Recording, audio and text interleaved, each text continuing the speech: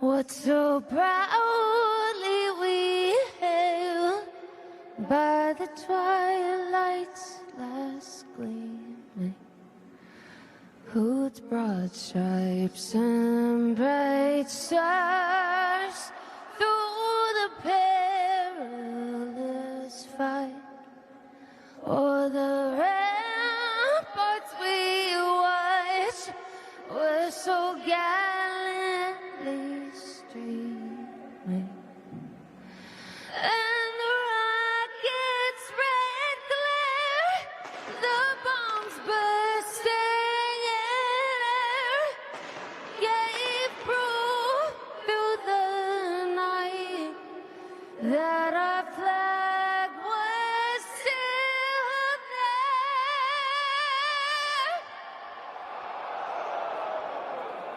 there. Oh, say does that star-spangled banner yet wave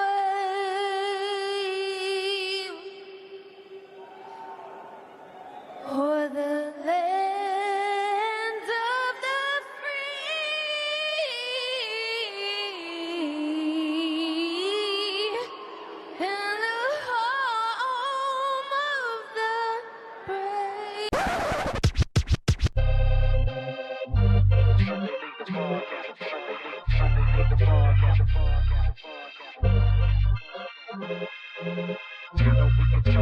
Welcome to Sunday League the Podcast. You know we can talk trash. If you ain't with it, you can fall back. Welcome to Sunday League the Podcast, the podcast. Welcome to Sunday League the Podcast, the podcast. Welcome to Sunday League the Podcast. You know we can talk trash. If you ain't with it, fall back. Welcome to Sunday League the Podcast, the podcast. Welcome to Sunday League the Podcast, the podcast. What's cracking, you fucking bullshiggers, and welcome back to SLTP. This is episode 235.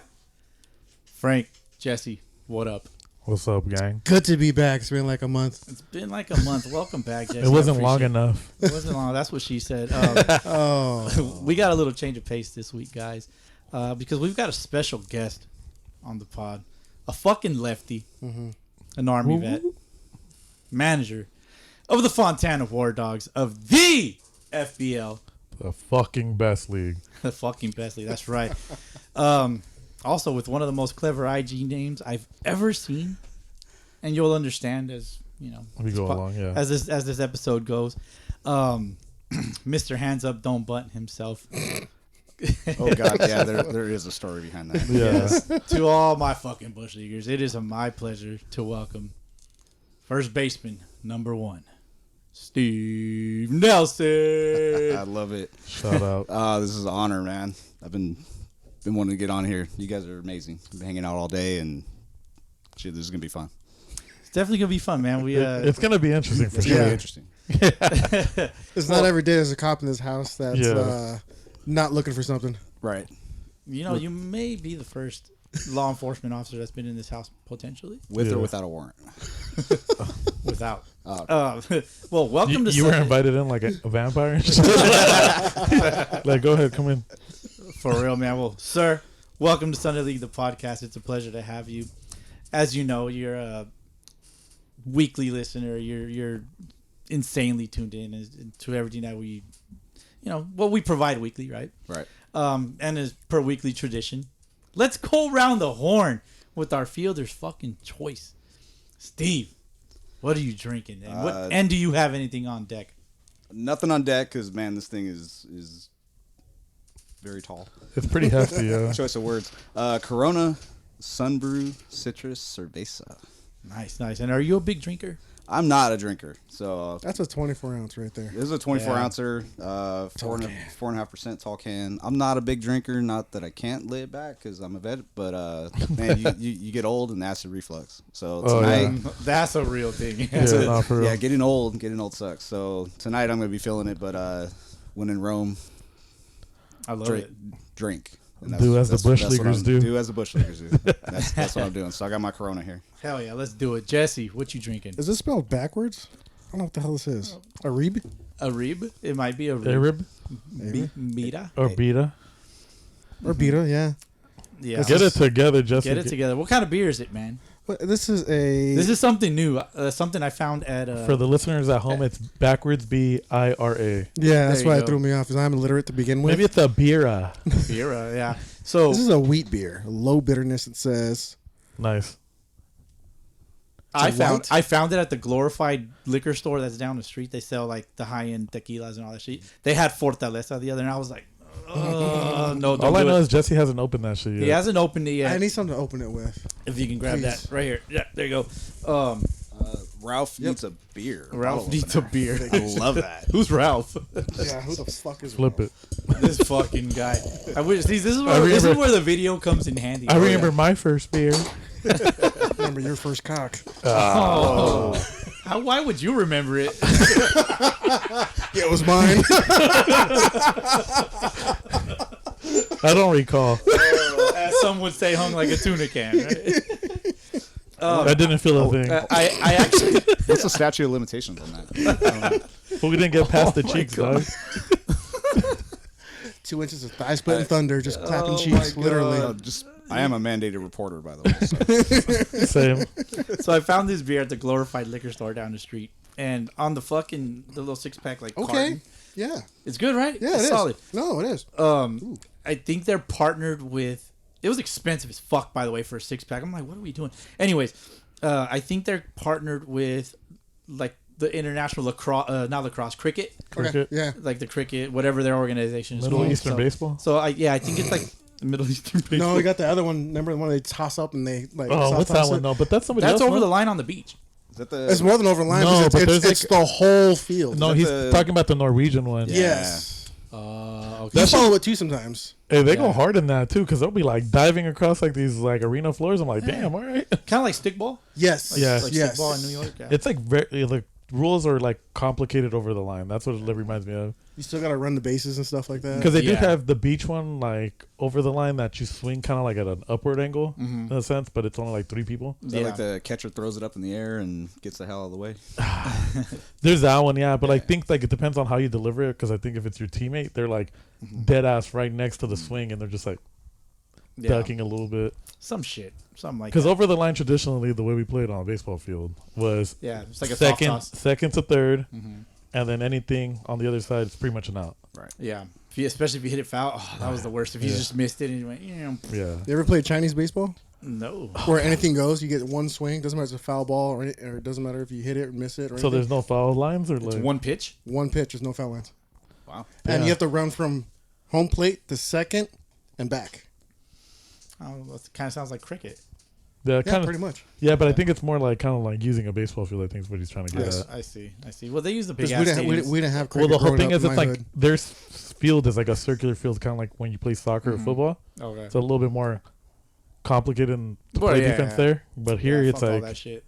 I mean, I It's a think diamond, I I think guess. I would be able to smash in cricket, but I mean, you're using this big fucking thing, and it's like this big. dude. All I know is I seen that video of JT from I was just thinking that. like Oh, yeah. I'm just like he That- couldn't hit have, shit. have you seen the Bat Bros, Steve? Oh, yeah. the Bat Bros They're cricket hitting with the cricket bat. Dude Yeah. was just hitting bombs. Like what the fuck? Yeah, This it's is tight. fucking crazy. Frank, what are you drinking, bro? What? Oh, what's I have your the fielder's choice? Cronenberg 1664. That's your beer. Yeah, Last the few- beer blonde. Last couple of years. That's been Yeah. your last couple of weeks. My bad. Yeah, what's solid? I had it in Vegas for that tournament, and like I had the other version. The other one's better because it comes with a glass bottle. It's a little bit different, but Right. this one's pretty solid too out of the can. Fuck, this is the only room without AC, isn't it? It might have turned. Damn, off. you didn't turn that shit up. I Oh turned my it up. God. Four big ass gorillas in here just sweating. No, because Damn. I'm Like a he's breathing sauna. all heavy and everything, and I gotta get the Oh, hot breath now over it's here. me. Now it's me. Like this motherfucker's not overweight, dog. I never Is said the I window wasn't. open? I never said I wasn't. No, the window's not open. No. We'll Fuck figure it out. We'll We'll figure burn. it out. I'm cool. The beauty of editing is like you would never see or hear the transit. You definitely won't see We it. should make it obvious. Yeah. I could do it. I can make it obvious. I don't know. I've been to Iraq and I work in the desert. This is cool. He's just like y'all some bitches. I work. Me It's and okay Jess, to call them bitches on here. It's I know. cool. Don't worry about we it. work in AC Yeah. buildings and stuff like that. And bitches. I used to work out I with went to some, not school anymore. so I could like be a bitch. Dog. Just Well, can I show you guys my? We'll tell you guys about my beer. no, move on. No, god damn it! I am drinking an Incognito Blonde. I got this beer because there's a perpetrator taking a mug shot Nice. And this is That's fair. This is a tribute to our good friend Steve over here. Thank you. Very fitting. It's by Rocky Point Beverages, not brewery, but brewed in secret by our multiple award-winning head brewer. Drink like no one's watching. So, And we know Bowski loves head. Yes. I'm gonna take credit for that beer though, because I gave no, him I the agree. other one. I seen it. I'm just like, ooh, it's dope. And it says "Gone Rogue" on the whole shit. He's got like the James Bond shirt, or what? It's not James Bond. I like the fact that they're keeping their beer cheap right now to get their name out there, because I feel like that's part of the grind, right? Like get it out there and just like. Nice little blonde. This is good. I Like like this. I remember going to Hamilton's or some of the breweries and the beers were like all $5. Not like you get in there, you're just gonna spend $40 like on Right. 2-3 beers. Incognito Blonde Ale 4.8. I like it. No, yeah, On deck, I got the American Light Lager. that's a solid one for $5. Yeah, A that one's 6 good. That's, yeah, per volume and everything. Undefeated. undefeated. How much did it cost? $5. You'll never get me to say that shit. Almost had him last time. Yeah, you did almost. He said it in Spanish, in fairness. You did. I did say it, but I mean like in English, never. Definitely, man. Well, Steve, first, let us start off by saying, thank you for your service, man. You served in our armed forces. Fucking freedom, baby. Yeah. Serve these streets with Huh? justice. It's like Batman. Yeah, and now you're doing the thing on the streets. I don't know if you want to talk about. We'll talk about that later. You know, what your current profession is, but first and foremost, aside from thank you for your service and everything, but can we have your autograph? Yeah. Yeah, You know, I absolutely. feel like we should have done the Pledge of Allegiance before this pod. Yeah, really? You dropped the bomb, motherfucker. I know what's going on. You hate America, don't you? Don't you, boy? the magic of the magic of editing would suggest otherwise. So there you go. You could play that Oh on the. man, this is awesome. How Man. many autographs have you signed in your for cup the check? mid-break? Yeah. I can do it. I can do it. I want the Fergie one or the one from the All-Star game. You want the Fergie? That one or the Roseanne? You want the Fergie cup check? What about the Roseanne? You know which one was rough? The one the one from she last was year's drunk at the Homer All-Star Derby. game. All-Star game girl, Yes. man. It was Homer Derby or All-Star game? All-Star game. All-Star game, yeah. Yeah, it was. That's why I said, like, give me those two because I think it'll be comical, but it's like also very like. Yeah, I could probably open up the pod with the Pledge of Allegiance for sure, and then boom, beat drops. Yeah. Magic of editing. Steve, autographs. How many you got under your belt? This is a lot tougher as a lefty. Yeah, because you have to be at an angle. 'cause Yeah. I like smear. Not a If you roll right different- to left. different type of autographs. So whenever you get a speeding ticket from me, usually got my name on it. Speaking of, I gotta postpone my speeding or my traffic violation court Number date. one. I might be able to help you with that. I want to postpone it out more and more. Yeah. Until they forget and now you don't have to go in. No, Dude, those news. Go ahead. No, my bad. I didn't mean to No, do no, that. you're good. You're good. No, I was like, you reminded me. I finally seen one of those CHP like ghost cars. Oh yeah, Have you they're seen out them? here. I haven't seen. So, So like, I only seen them online. No, so I seen that fool off the 210 right here in Ayala. I was getting on the freeway to go to my girl's house, and we were just talking about it. I'm like, oh yeah, I haven't seen one yet. And as I'm like passing them, I just see Highway Patrol, and it's like silver with the gray, and I'm like, Yeah. you're never gonna see that roll No, up you're on not you, gonna see dude. it. Nah, It ain't was- no way. Dude, They're and even sneaky. the lights are like kind of like because it's a Durango. Uh-huh. The way the windshield's set up, it goes up and a little bit back this way. So like the lights that are underneath the ceiling, Right. you can't see them. So you're just like, if you rolled up behind you, you'd be like, until they turned on, you wouldn't know. I was just like, fuck, dude, they're gonna be fucking people up. I like playing a game with myself when I'm driving. Not Whoa. that kind of game. Not that kind of game. But like I like to think that I can spot an undercover vehicle from a mile away. Not a mile away, but like from reasonable distance, And I'm pretty good at it, I'd say. But these new ones, I don't know. I'm not think- sure. I'd have to see one first, and just kind of like, because like they'll have their own little details, the undercovers in particular, like the license plate, California exempt on the thing, and it's like, okay, like that's a dead giveaway. Sometimes the rims have like the cop rims, the law enforcement rims is Yeah. what I call them. Like, so they're you kind of give them away. Because So people used to get mad about the white CHP car, and I'd be Yeah. like, because the white one's low key too. Because you're always expecting black and white, and then they run up on you in the white one, and you're like, Yeah. "Fuck." Because I've had a couple of them run up on me and look at me, and I was like, And then they just keep going. I'm like, thank God, because I was moving pretty quick. Yeah, man. Well, all right, guys. Let's get to know Steve a little bit. You know, for all Who these is fucking Steve? What makes Steve Who tick? is Steve? Man, We're what makes gonna me tick. yeah. What makes you tick, man? But we're gonna start off with some random icebreakers, rapid fire style. Steve, does traffic bother you? Does traffic bother me? Yeah. People need to get out of my way. When the lights are on, right? Hold on. Yeah. Does it bother you when you're at work or when like you're off? Oh, traffic sucks in general. Oh, okay. Because This is, I mean, who? That's who the does perfect like time to listen to a podcast. I didn't. right? I hate fucking traffic, right? I'm a known traffic hater for sure. But when I used to work the bus company, since I was at work, I'd be like, fuck it. Like, I'm at work. I'm getting paid right now. I'll be stuck in traffic for whatever amount of time. But, like, that's the way I kind of, like, coped with it. Because if not, I'd be losing my mind behind that fucking wheel, dude. Yeah, traffic sucks. I hate it, especially if I'm trying to get to a fucking game. Right. It's the worst. And during a tournament, fuck, shit sucks ass. Depends what kind of traffic. Well, It really does. What? I hate all of it. Foot traffic, What do you car mean? traffic, What do you mean? What like internet traffic. No, like stop okay. and go is stupid. Bumper to bumper is the worst. Yes, but, Motherfuckers but need to learn how to merge. that people- too. But I'm talking about like accident wise and everything like that. Okay, fair. If it's an Oh, accident, yeah. I'm like, you know what? I want to see what's going on. I want to look. But if it's just like someone, cheese also. yeah, of course. If he looks at for cheese man, I'm thinking over here like, Yeah. damn, somebody probably died over here being a little bitch about it. Well, it's not about you guys. It's about Steve. So, Steve, do you enjoy wiffle ball? Ooh, I like wiffle ball. What? Why do you like wiffle ball? You can do it What makes it backyard, fun? confined spaces.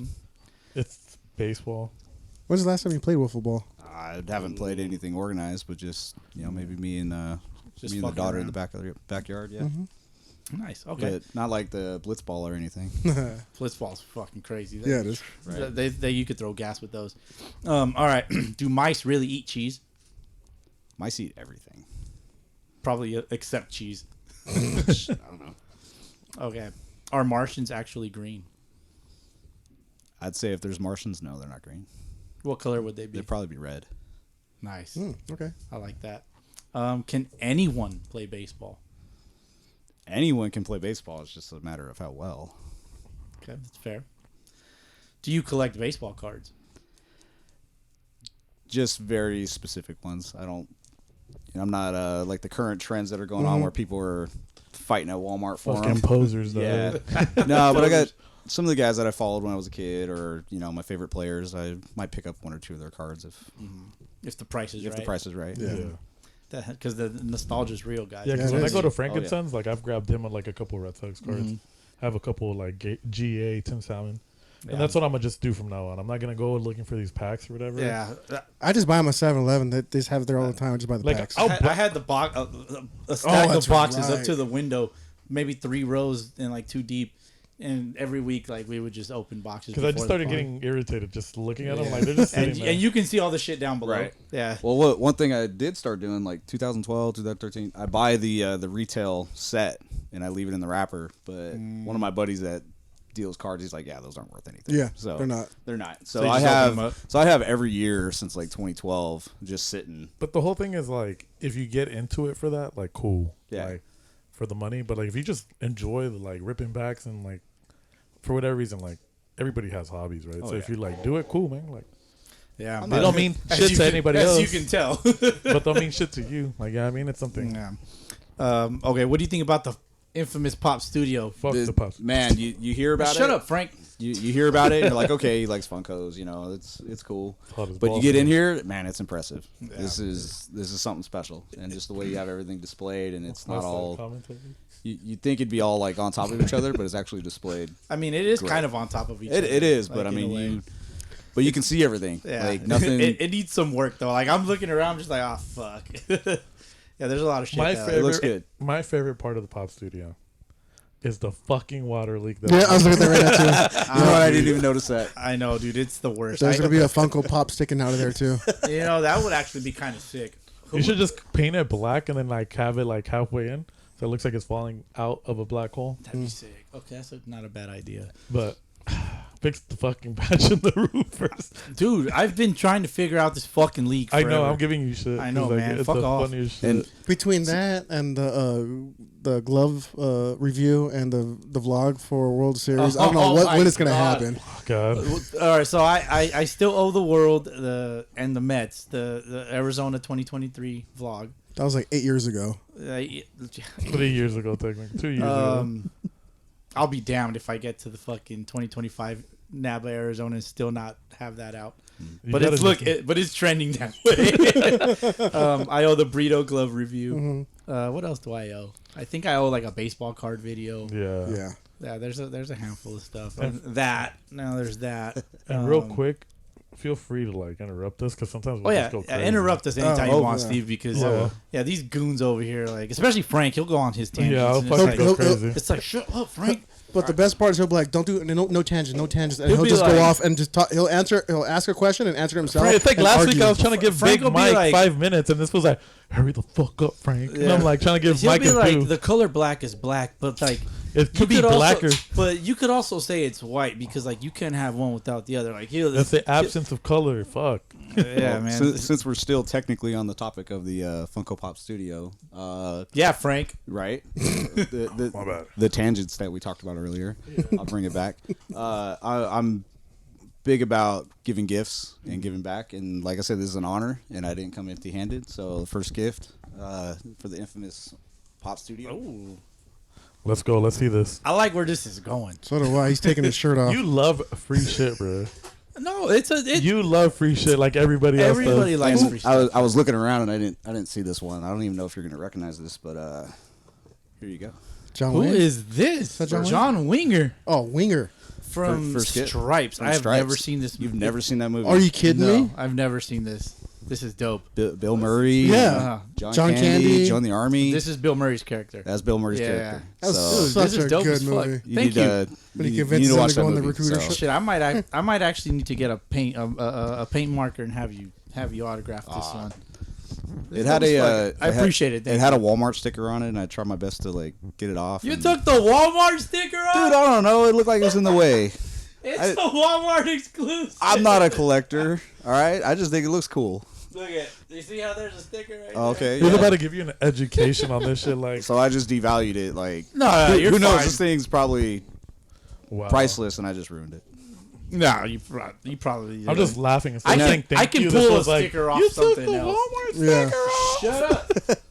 But now you have We got the hot topic exclusive. Yeah, you're good. Don't even trip. now you have a military Funko Pop. That and actually Funko Pop makes Studio. it to me. It makes it a lot cooler because he took the sticker off. Because like now this fucking pop has a story. You know, something I would always tell my wife, like, babe, every Funko Pop I have has its story, and so you know, I forget some of the stories. You know, it's too many, but this one I definitely won't forget this one. So I appreciate it. Thank you. That's such a good damn movie. Oh, that's Yeah, I'm probably. I've hilarious. seen like scenes of it, but I don't think I've ever. I'm gonna have to to watch it It's tomorrow. in so its good. entirety. Yeah, and it's fitting because of your background and Right. stuff. So it's perfect. Thank you, John Winger. John Winger. It would have been better if his name was John Ringer, because Ringers in the Sunday. It'd be leagues better and if all you've that. seen that movie. All right, you got me. There's a lot of Just movies say he hasn't thank you and seen. shut the fuck up. I said thank you like 3 times. Frank just gets me all No, day. no, this is what you said. You took the sticker off, man. You ruined it. I didn't say you ruined it. It's a Walmart exclusive. I would have never known had he We not told ruined the me. good surprise on you. Oh shit! You knock all over all my shit over there. It's fine. You're good. But I would have never known had he not said I took the Walmart I sticker died off. I'm myself like, out. what do you mean you took the sticker off? The eyes start twitching. I know. All right, so this is one of my favorite questions that I ask.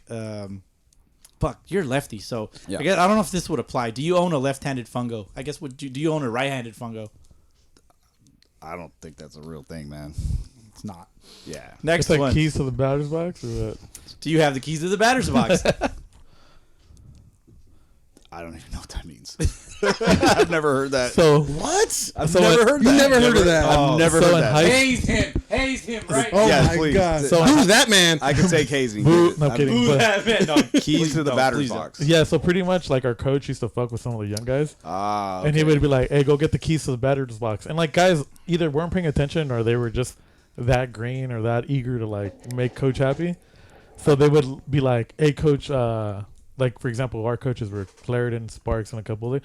So Clarendon would be the head coach. Would be like, "Hey, go ask Sparks for the keys to the batter's box," and then they'd go run up and be like, "Hey, coach, Coach Clarendon wants the keys to the batter's box." Coach is on the other side of the complex, right? So interesting enough, in the military, we got a couple of those. One is you tell the new guy, you know, I got my map here, but I need a box of grid squares. Because, you know, your map's got the grid squares on it. Oh, this one doesn't have grid squares, so go find me a box of grid squares, right? Oh my god. And then Damn.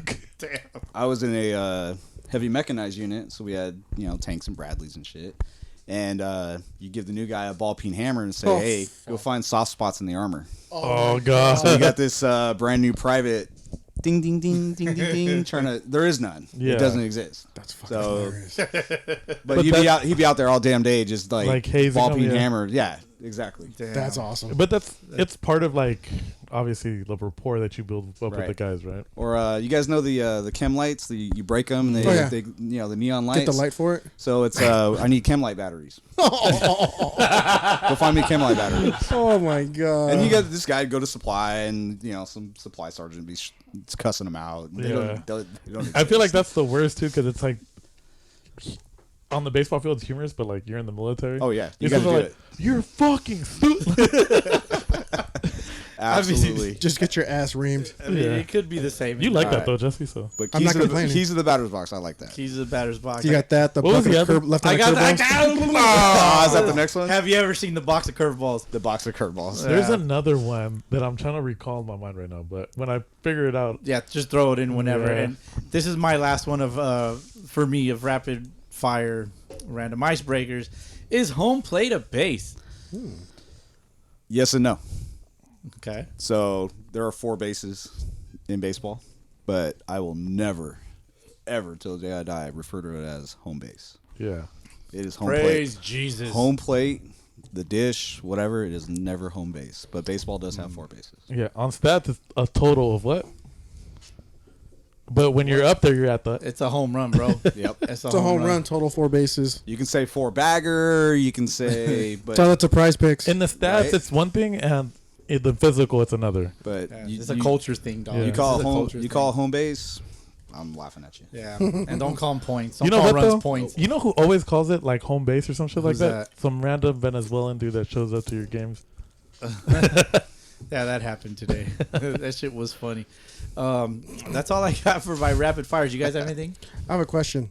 Send it. Do cops use handcuffs at work and at home? Yes, but the ones at work can't be fuzzy. Oh, so they're okay. Just making sure. Yeah.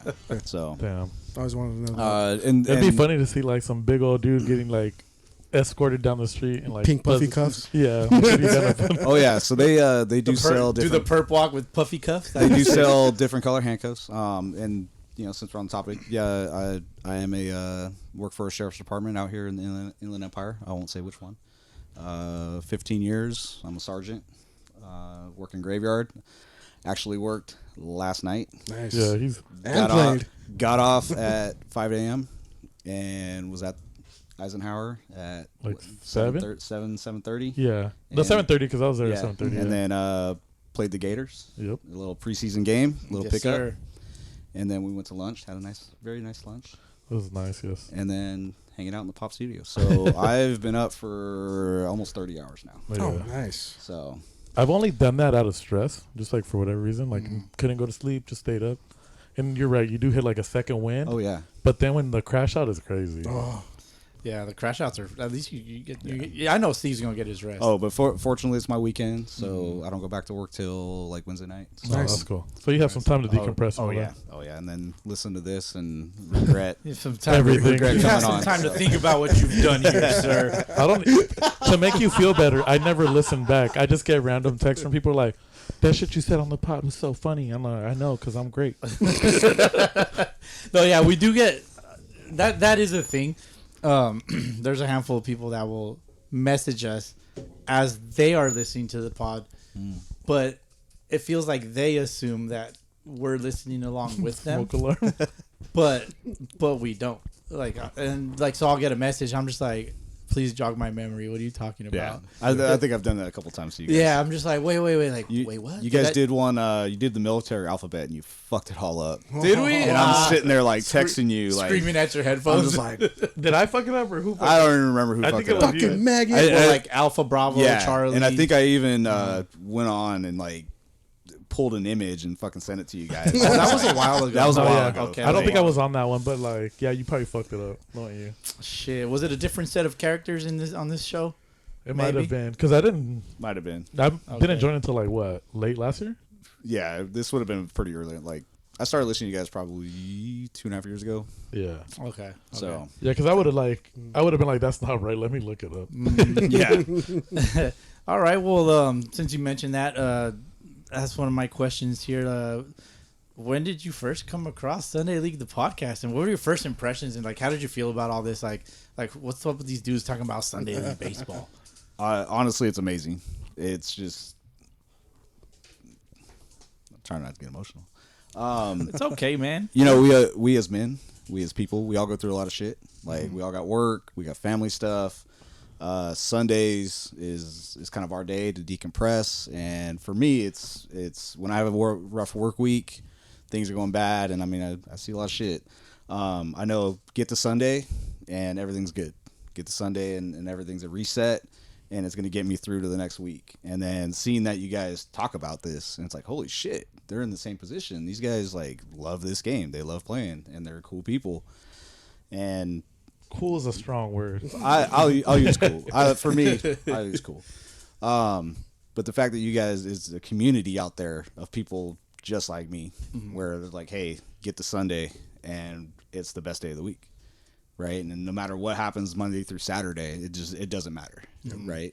Get to Sunday and everything's good to go. Yep. Right. And then you guys talk about that and talk about all the dumb shit that we do on the field. And then you guys talk about some of the drama because, you know, Sunday League's got some drama. Drama's a real thing. So hearing that and just saying that, like, man, I was hooked, just into it. And, you know, and all the pop culture references that you guys do. And I mean, some of it I'm into, some of it I'm not. Some of it I've been introduced to through you guys. So, yeah, just the fact that there's people talking, you know, about what we do on Sunday is amazing. Yeah, it's a whole culture that like maybe the world in general doesn't really understand, wouldn't understand like why or what we. I remember the word I was going to use for this earlier. Go ahead. It's a passion project. Passion project. Yeah, it's a bit of a passion project. And, for sure. and I don't think for me, when I jumped on board, I wanted to just help because I knew the circumstances had changed. So I'm like, yeah, and I vibe with everybody. And to be fair,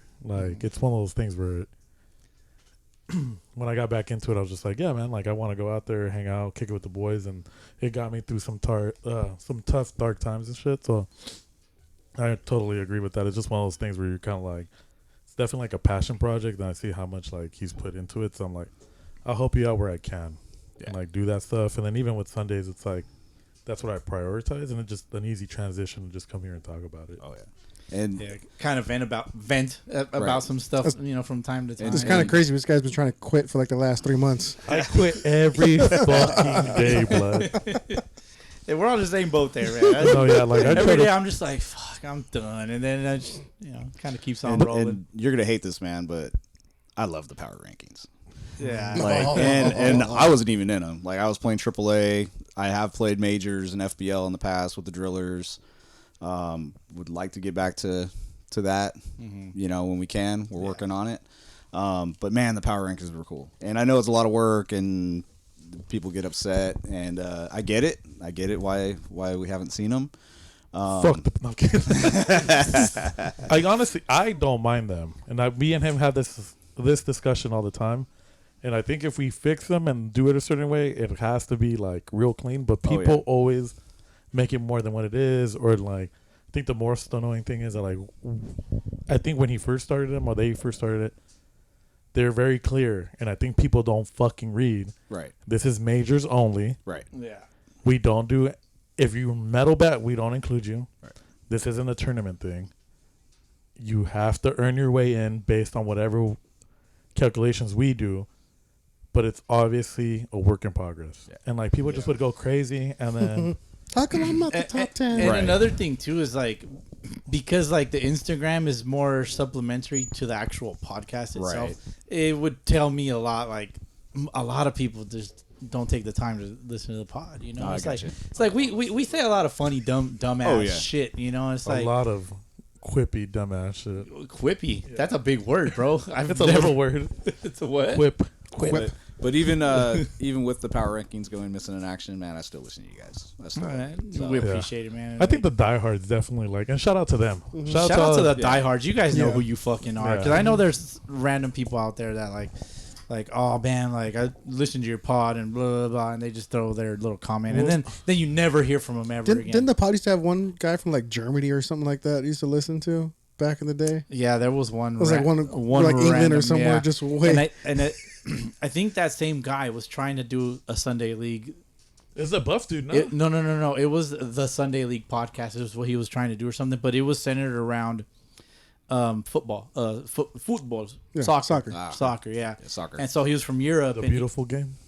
I mean, I'm not gonna say it's not. I'm not gonna say it's not because, but there's like like women. There's multiple beautiful women, just like sports. Like any sport can be beautiful. No, for sure. Depends, how you. I think it's you're a going into preference. semantics now, bro. Yeah, That's bro. what they just call it, dog. why don't you shut up?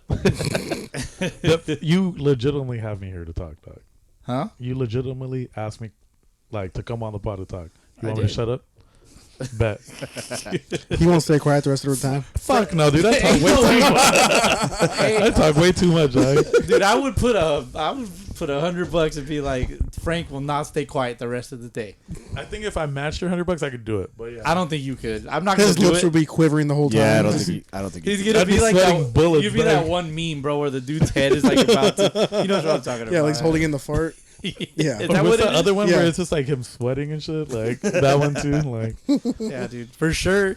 He'd be like, "Fuck, I want to say something, but those $100, like you'd be your own worst enemy, bro." And Yeah. it might actually be worth the $100 it to might watch. be, yeah, it might be worth it. Yeah, no doubt, man. But very kind words, Steve, man. It's much appreciated by by three of By us. everybody, Oh, yeah. definitely. And everyone listening as well. A lot of people find that relatable as well. And if not, fuck. And if they don't, that's for real. If you don't, then fuck you. Steve, we're here for you. You shining today, baby. Oh yeah. You're the star of the show today, and so Oh, don't give me a spotlight. well, tell us more about yourself, man. Like where you grew up, where you played ball. Like, did you play in college or in school or whatever?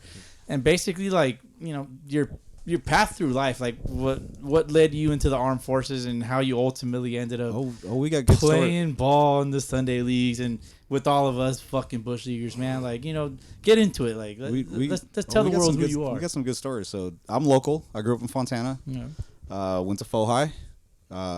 Played baseball my freshman year. Kind of fell out of love with it. Got into wrestling. So I wrestled all 4 years at Faux High. Came back my senior year to play ball. Sat the bench. So still kind of hated the game at the time. But, played Little League, All-Stars, travel ball. I was on like 2 different travel ball teams, Fontana Firebirds back in the day.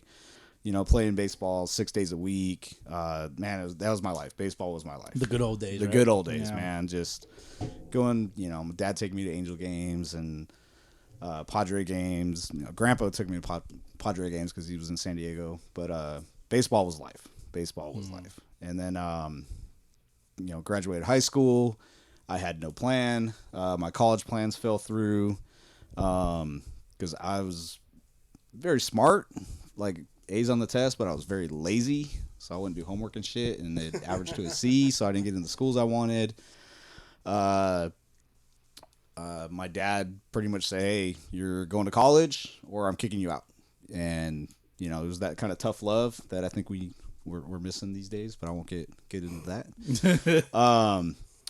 So I was working, and this is the story. This is the story how Steve got in the Army, right?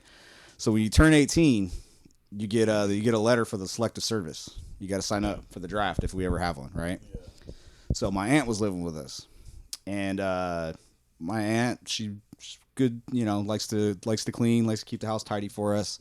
Well, she threw away my paperwork for the selective service, right? So I'm like, shit.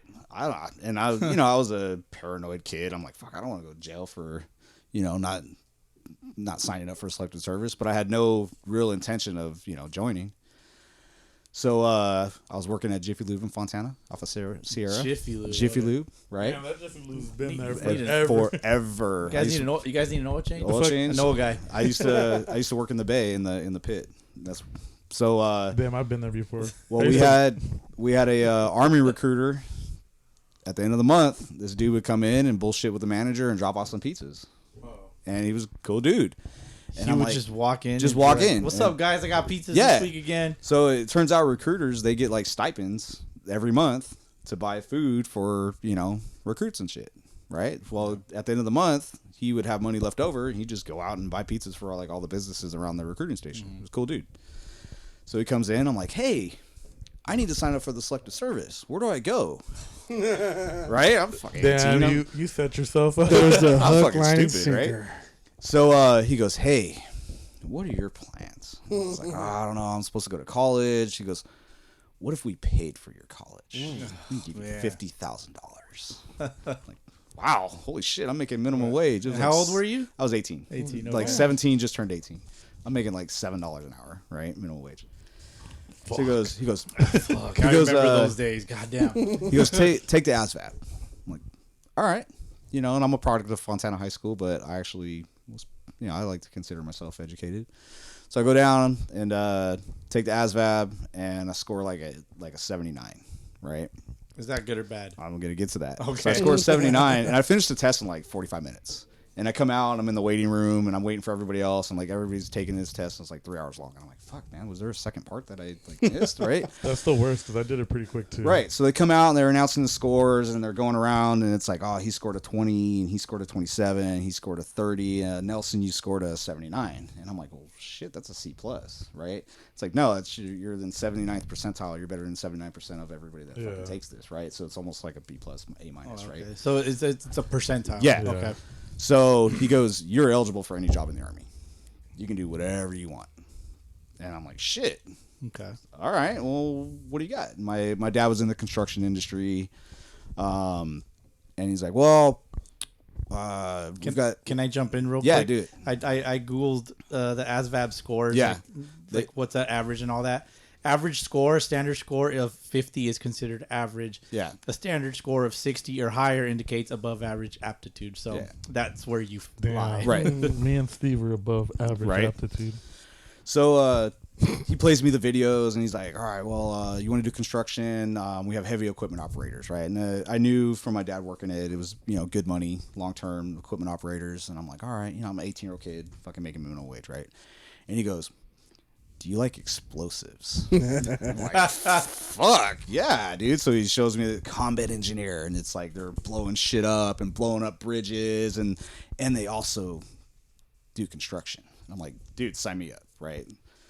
So I get a $2,000 bonus that they don't tell you that they tax, so I only got like $800 of it. Like 1,000, right? There's no construction. It's blowing shit up. Destruction. Yeah.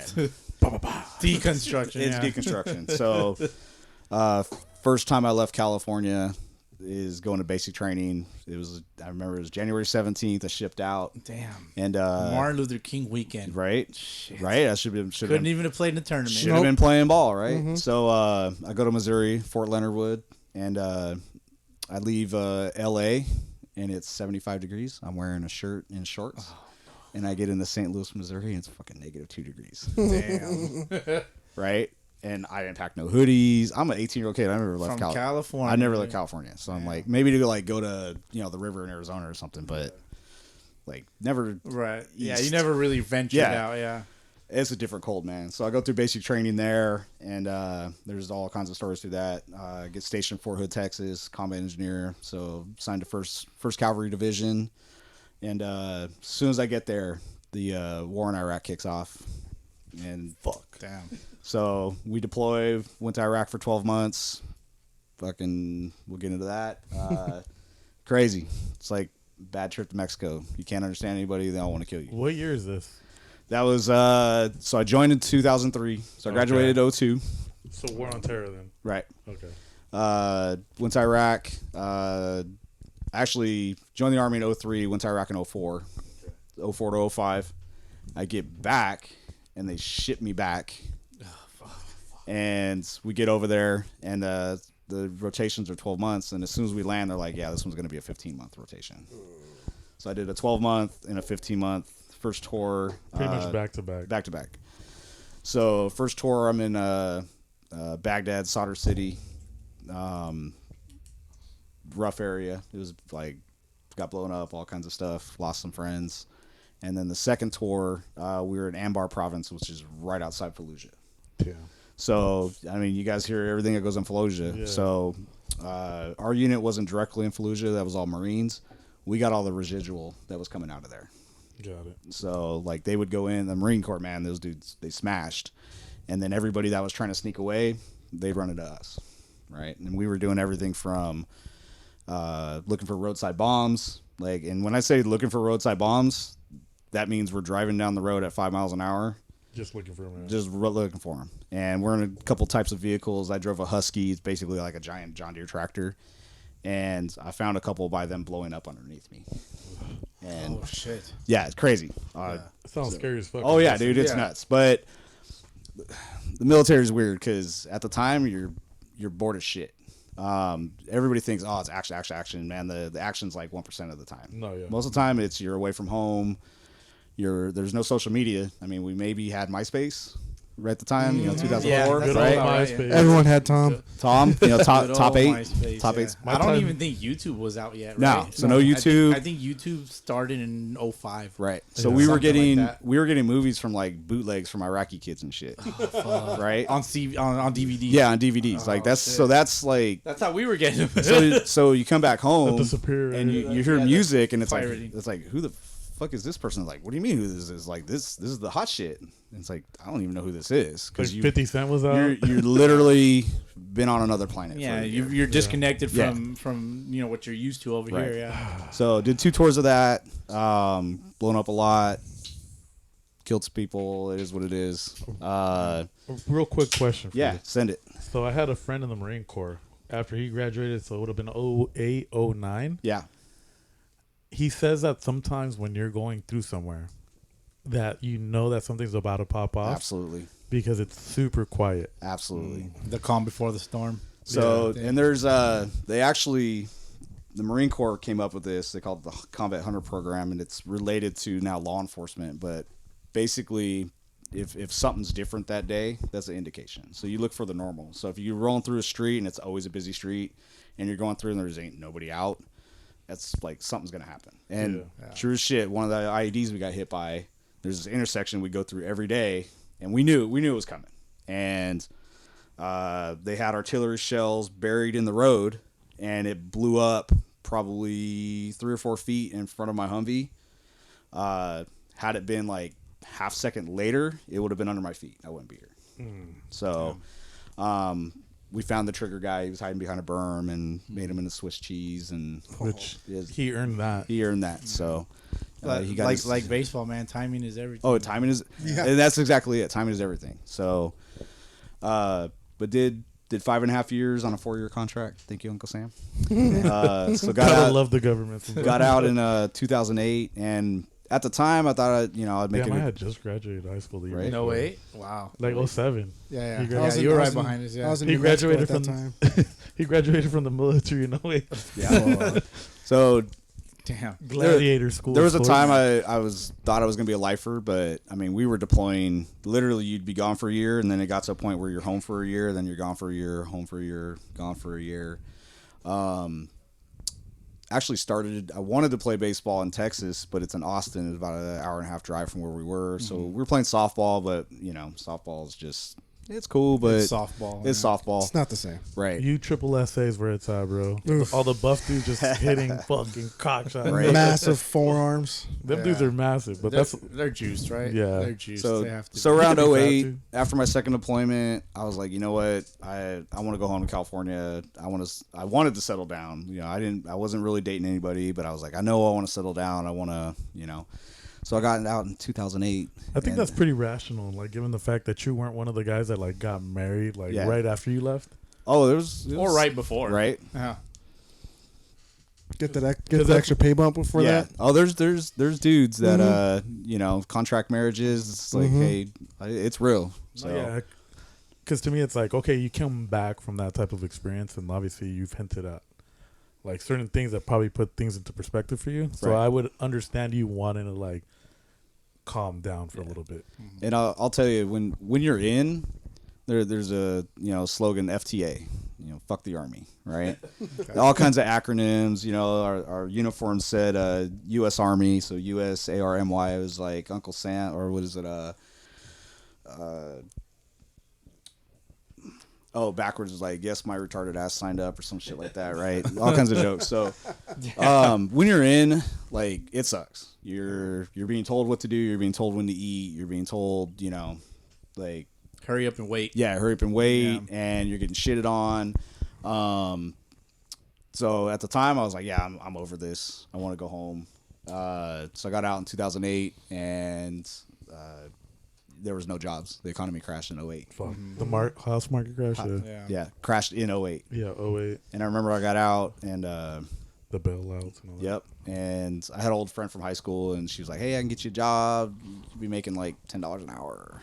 I was like, fuck, I'm making more unemployment. So, but I had the GI Bill, and the GI Bill turned into 100% tuition, and they actually give you a stipend to live. So I was like paying my rent with the GI Bill and went to school, and then. So where did you go to school at? So I was going to Mount San Jacinto, because it was literally like across the Saint street Jack? from where I was living. So yeah, Mount San Jack. Okay. And so with the stipend, like it allowed you to just like to live free, what you fought for. Right. You know what I mean? Well, you fought for all of us. Right. It allowed you to, kind of weigh your options as to what you want to do for, I guess, the rest of life. Yeah. And, things got better. And I had a family friend said, hey, why don't you get into law enforcement? He was in it. He was a SWAT sergeant. So I applied, and everything looked good. Got hired on. And it's pretty rewarding. Like, I love it. I love what I do. I absolutely love what I do. Yeah. And I mean, it's fair to say, like, your experience in the armed forces, in the Army, it pretty much had you already prepped. Oh, yeah. For, probably what the boot camp there was probably like a cakewalk for you, I would imagine. Yeah, it was. You're like, why am I even doing this? Right. And fuck boot camp. Just sign me up. Just give like, me the gun, I'm bro. too strong. I'll bro. run this boot camp. Come on, guys. so Let's go, you fucking. the biggest thing of going through the sheriff's academy versus the military is the military. You can't quit. There's no option. There is no like, hey, this isn't what I signed up for. It's like, no, we own you. Right. You signed some shit. We own you. Like, you're doing this. I think there's like a certain extreme where they kick you out. Right. But it's not like, and it's not dishonorable, but like legitimately. That's just dishonorable, bro. No, You but I signed mean, up for it. No, I mean, like, you know how like there's certain people that make it through boot camp and then they get dishonorably discharged. No, like this is like probably worse because they pretty much label you like a straight up bitch. You're a deserter. Yeah. I would say deserter. Well, right? no, a deserter leaves their post. I know a couple deserters in the Sunday leagues. Aren't you but still allowed to shoot the deserters? You probably it's probably on the books. Yeah. I don't know. It's a great question. I wouldn't give Bowski that option. Like going through the sheriff's department. Hold on, wait, what? What do I gotta do with this? No, because you were like, I know some deserters in the, like you said that shit with some attitude. In the Sunday league, bro. But In the Sunday I league. apologize, Steve. I didn't mean to throw that out there. Like, if you were trying to say some shit. Now Bowski was like, "Did you say dessert?" Oh wow! One of my homies would be like, "That's right, he did say dessert." I already know. I know these guys, man. No, the sheriff's academy. It's a lot of there's a lot of schoolwork. There's actually a lot of schoolwork involved. The physical part wasn't a big deal because I had just gotten out. But it's mental. There's a bell out on. They have this like concrete. They call it a grinder. Basically, it's just a concrete slab that they go out and smoke the shit out of us and make us do push-ups and dumb stuff. PT and all that. Yeah, shit, and that was easy because I was That's shit. My bad. I think another huge difference is too, you get to go home after, right? right, and that's the thing. You get to go home, but there's this bell, and they say, hey, anytime you don't want to do this, go ring the bell, and we'll let you go home. And it's like, So when you're pushing, you're tired, and you're like, man, this sucks. I can just ring that bell and do something else, but. my thing was because of the economy, I was like, if I ring that bell, I'm going back in the military. I'm a combat engineer. My job skills are blowing shit up and killing people. It's not a whole lot of job market for that, right? I think that's why. I mean, not legally. Not legally. And I don't- I mean, maybe in Mexico. I don't know. I'm gonna be fair, but I know some deserters in the Sunday League. As a matter of fact. I think low-key that's why people always equate like there's certain like parallels to like the military and prison, because they're like, well, if I don't get this to work, I'm going back to prison probably. Yeah. Because then you like fall back into the life. It's the same thing with the military. It's like if I don't get this to work, like dude, there's only a few other places I can go, and like the dudes that are pretty level-headed, like as much as the military sucks, if you can make it through the 20 years, you're set for life. Oh yeah. But you have to grind it out. Like that's That's a grind. that's and a real half, life yeah. grind, bro. Like that and That's being an honorable grind too. that shit. being an old drug dealer. An old drug dealer. An old drug dealer is probably not an honorable grind, but it's a grind. But it's a nonetheless, grind that yeah. you gotta survive. Yeah. So- Survival is probably key word there. So I always like trip out at like some of the parallels in life. That's kind of like my thing. Like Yeah. that's why I love The Wire. Well, you have a beautiful perspective on life. I like And how you've been through some shit yourself. I like how you got the perspective going to an old drug dealer. Dude, you know how they're like rare as fuck. Like I don't know if Steve knows any, but like I've only met one, and that fool was fucked up. Like he went through some shit, did some time. Like there's not many that make it. Like so. that's another conversation. 1000%. No, but got on the sheriff's department. I love what I do, and then the craziest thing about at the time I hated the military, and then I get out and I realize just the skills that it gave me, the discipline. I show up early. I'm never late to anything. No excuses. If you mess up, all right, fix it. It's and like you guys were talking about, perspective. I remember getting back from Iraq. I just did 15 months in hell, blown up, seeing guys die. And I remember going to a Subway restaurant, and there's two people in line, and they literally are yelling at each other like, "Who's next in line?" And it was this dude and this torta. Right? Yeah. I got to say torta. Jesse's favorite. Tortas. Right I love them tortas, dog. But no, I'm standing behind them, and they're like literally yelling at each other like, "Who's next?" And I'm like, "Well, they're not gonna run out of sandwiches. Like, what's the After that torta, I don't know. right? I know, right?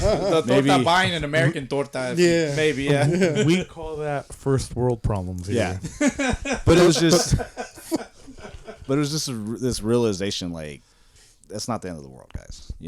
And that's why I tell people all the time, like, bro, like, some of the shit that like people get upset about is not that fucking serious. Yeah. That's why you have fools like probably from your profession and doing what you do, like you've probably seen people die over like $40. Oh yeah. And it's like the fucking weirdest thing to me. It's like I would have just gave you the $40. Yeah, like, it's it not wasn't that worth it. serious. Yeah. Right. Yeah. So, but segue into baseball. So Yeah, how did you get back to playing ball? Because since you pretty much only wrestled in high school, Yeah. you rode the pine your senior year. So at full high. was playing softball in the Army. I tried out for the All-Army softball team, and my commander at the time, I won't talk about him, but he was like, "Yeah, the mission's more important. Nobody's getting to go to any of these special assignments." We actually had a guy in our unit. He was a Golden Gloves boxer, and he wanted to go box for the Army, and they told him no, and he got hit by IED and broke his back, and he's never boxed since. Amazing dude. Now he trains down in South Texas. He's trained a couple champions. Nice. Awesome dude, but he could have went one route, and they told him no. And For those that don't know, what is an IED? yeah, good point, because I'm using the military. Not an now. STD, don't worry. Not an STD. Just as dangerous though. Some of these Sunday lot leaguers worse, definitely have probably. those. So IED would be a improvised explosive device. Basically, it's a bomb. It's a roadside bomb. If it's in a car, it's a car bomb. But yeah, they put some sort of explosives In something. in the ground, and then you drive by it. It goes boom, and good chance it's gonna kill you. Okay. But he didn't die, but it broke his back. Damn. So It's tough. Man. I was hit by 5 IEDs, in 2 tours. Okay. How bad were I imagine those involved injury? Yeah, so How bad were those injuries? I- If you want to talk about it. So I never had direct shrapnel, but you got to understand you have a explosive. You got percussion from it, and it actually messed up my kidneys. And after I got out of the Army, I was actually going to school, and my kidneys started shutting down. And luckily I was working. I was able to get surgery. They took care of it, fixed everything, so everything's good to go. I'm in good shape. But yeah, I mean, there's other guys that weren't so fortunate, right? Yeah, because the blast radius is like crazy, right? Oh yeah, Yep. and just I mean, you watch videos, See the wave. you see the wave that hits you, and Yeah. it's like getting hit like with a sledgehammer, and it literally goes through your body. Yeah. Right. So even though you didn't get hit by a projectile shrapnel, you're still getting impacted by it, and it basically ruptured some of my insides. Yeah. So Yeah. I But- low-key think they always like refer, like obviously I think people probably hear it more when they talk about like nuclear explosives and Yeah. like how, because it's obviously whether they're talking about it just the science of it, like you have to be a certain distance away for it not to fuck you up. exactly. Right. And like obviously what he was doing, he was probably like right on top of Oh it. yeah. Well, we were there. And the Oh, whole yeah. Driving 5 miles an hour, Yeah. looking for bombs on the side of the and then road. I think Yes. people think it's side to side, but no, it's like vertical too, right? Right. Yeah. So it's It's- like, Well, yeah. It's just Yep. it's an expanse. Like you a know? sphere going out. but Yes. you know how like people Best way just to describe it. Yeah. yeah generalize it, like it's like no, bro, like that shit's pretty like intense. Like Yeah.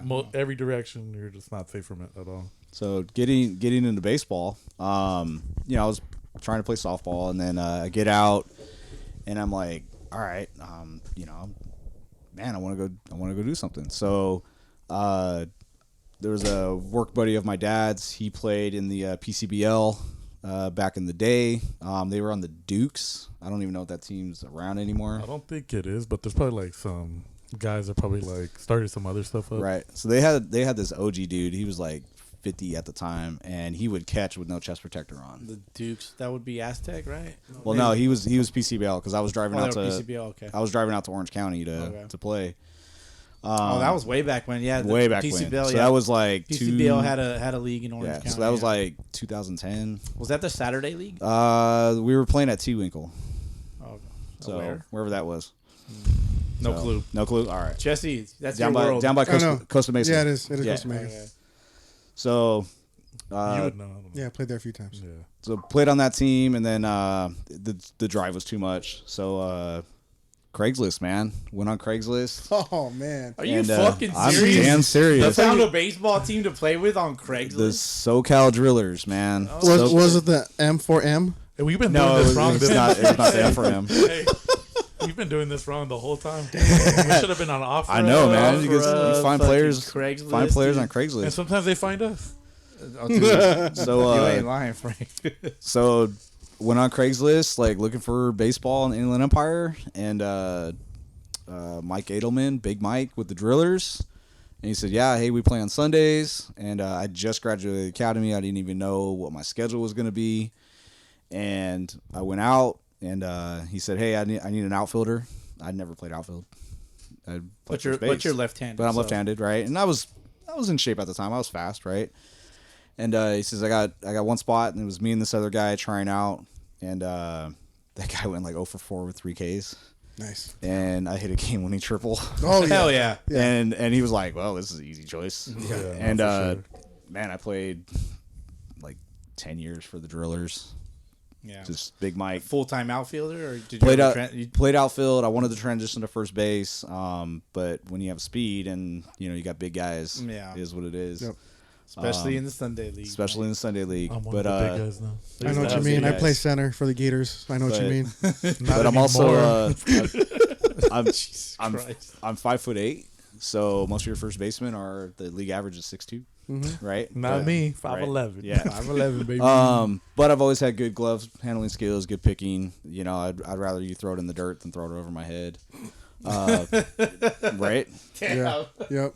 But That's just funny. Just because he said 5'8", I was just like, wow. but what was really crazy is getting That back makes sense. getting back in the ball. Little league. I was the littlest guy in the team. That's why I wore number 1. I was always the smallest guy in the team. You had the first jersey, the small First jersey, size, yeah. and that continued. That's why wasn't number one because that's what I wanted.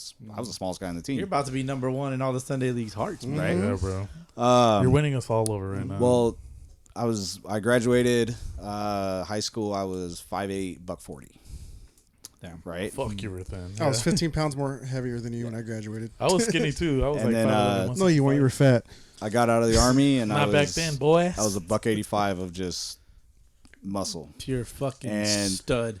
It was crazy. I remember playing. And 5'8", 185. I can see pure him like muscle. I can see him like a young Jeez. Bruce Willis. Yeah, he'd be Yeah. like lean as shit for sure. A young Jason Statham. motherfucker. And I remember just when being a kid, I was a little singles hitter.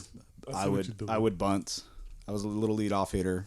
Lay it down, speed. I never hit a home run in a little league. I'd hit singles and doubles. And I remember getting in an adult league and just hitting, and the ball went a lot farther. Yeah. And I'm like, holy shit, this You is got the fun. man strength. Like this is fun, right? Well, yeah, you were in shape. You were probably lifting, Right. at the time. And I really hadn't played. I got out. I was 24 when I got out of the army, and hadn't played since high school. And the game was just different. I could see the seams on a ball when they come, into the batter's box, and just you see it differently. And I think Right. stepping away from the game, and because I didn't play at all. I didn't play any baseball when I was in the army, and then coming back, it was like, holy shit, it's like a different game. I see everything, right? Yeah. You're the little tendencies, the tipping pitches, and it's like just a different game opened up. Yeah, well, you start mingling with ball players that Yep. have like been around the game. They've had their own little not adventures, their own like path. You know what I mean? They've Yeah. had their path. They've picked up things along their way, and now you meet up on this one team and you start passing along information to each other. Yep. So, as teammates should. Yeah. There's some motherfuckers out there that don't be doing that. They withhold their talent, Yeah. their skills, right? Yep. But that's part of being a bad teammate. But clearly, you had better teammates in that. So And then played the old Premier League, the old Inland Empire Adult Baseball League. Fiscalini Field, Yep. dude, I probably played against you. Probably. There, yeah. We went to the Aztec League. We played Pat Blake.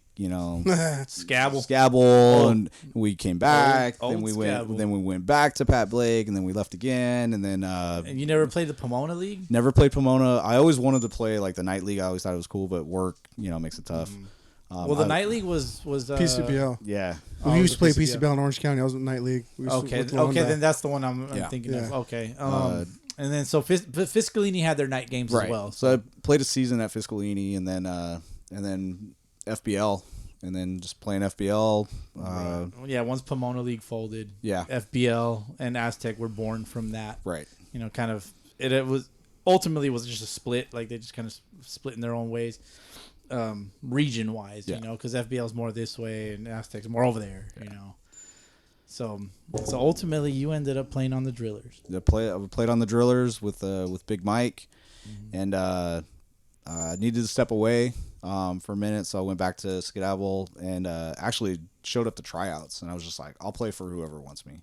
Right. And Pac Blake was like, dude, what are you doing here? You play for the Drillers, and it's like, no, I need a change, and I told myself, whatever team picks me, I'll give them 2 years, right? Yeah.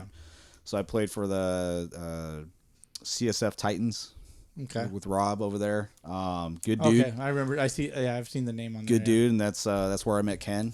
Best. I'm Okay. gonna put this out there. I'll challenge anybody. Best Sunday League catcher in at least the Inland Empire, if not SoCal. That dude's amazing, right? Yeah, well, we played against you guys today, and Ken was behind the plate. And honestly, like I was really impressed, dude. I was just like, oh Ken's shit. solid, yeah. That for sure. dude. Yeah, Ken's a solid catcher, bro. He's really fucking good. It's fun playing with that guy. So Yeah. so I go to this tryout, and I was like, hey, I just want to play first base. I would love first base. I don't want to play outfield. I want to play first base. And these guys were like, hey, we need a first baseman. And got to play first. And I'm like, man, I just absolutely love it. Just love the pick. And being a little more mobile. I think having a mobile first baseman is a game changer for teams. I think it's underrated. Very underrated. And you can do a lot of things at first base. I think it's overlooked. So, yeah. And then did the 2 years there, and was things were kind of falling out on that, and went back to the drillers, and then Mike was kind of like, yeah, I'm done, because running a team's hard. I mean, Yeah. Frank, man, it's tough. I'm young in the game for sure, Yeah, but like for it's sure, it's yeah. definitely tough. But we'll get into those little Right. challenges a little bit later for sure.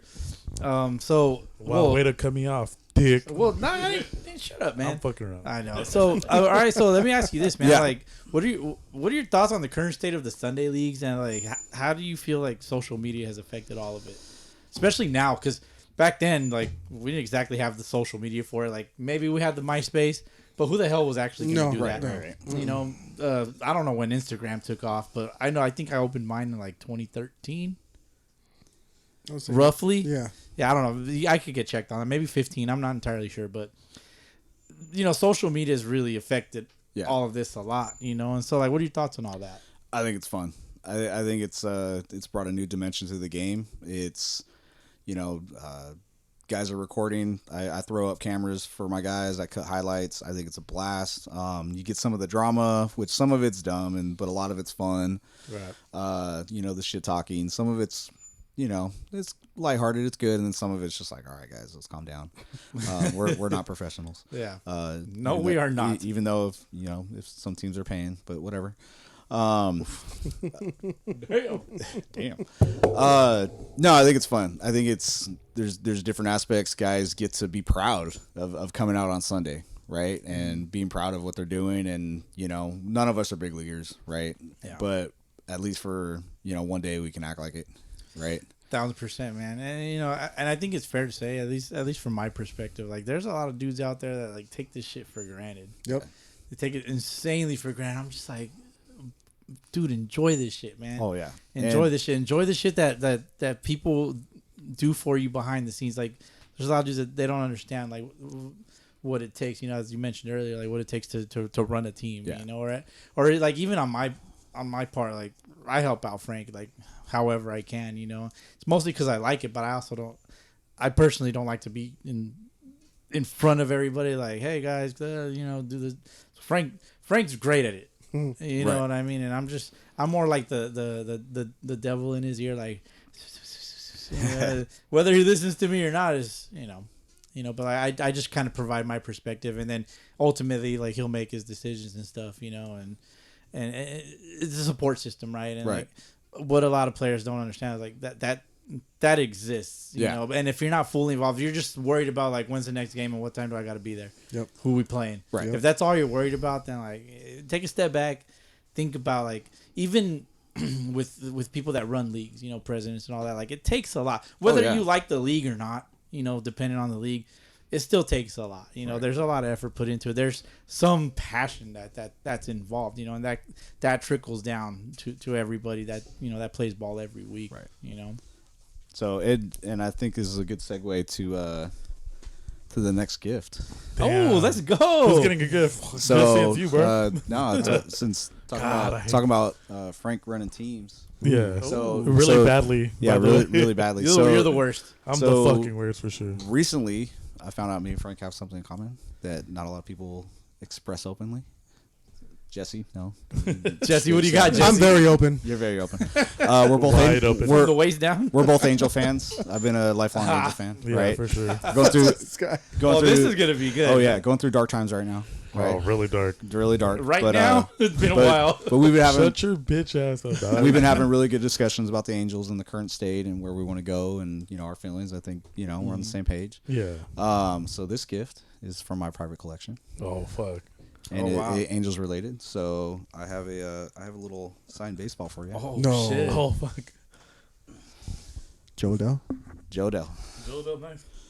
And there's it's not like PSA or anything, but it's got a picture of him signing the ball. Oh, that's dope. That's sweet. Let's I appreciate fucking it. go. Oh, yeah. I'm going to just Dude, that's definitely dope. put this up, yeah. That's dope, dude. It's going somewhere. awesome. I just don't know where yet.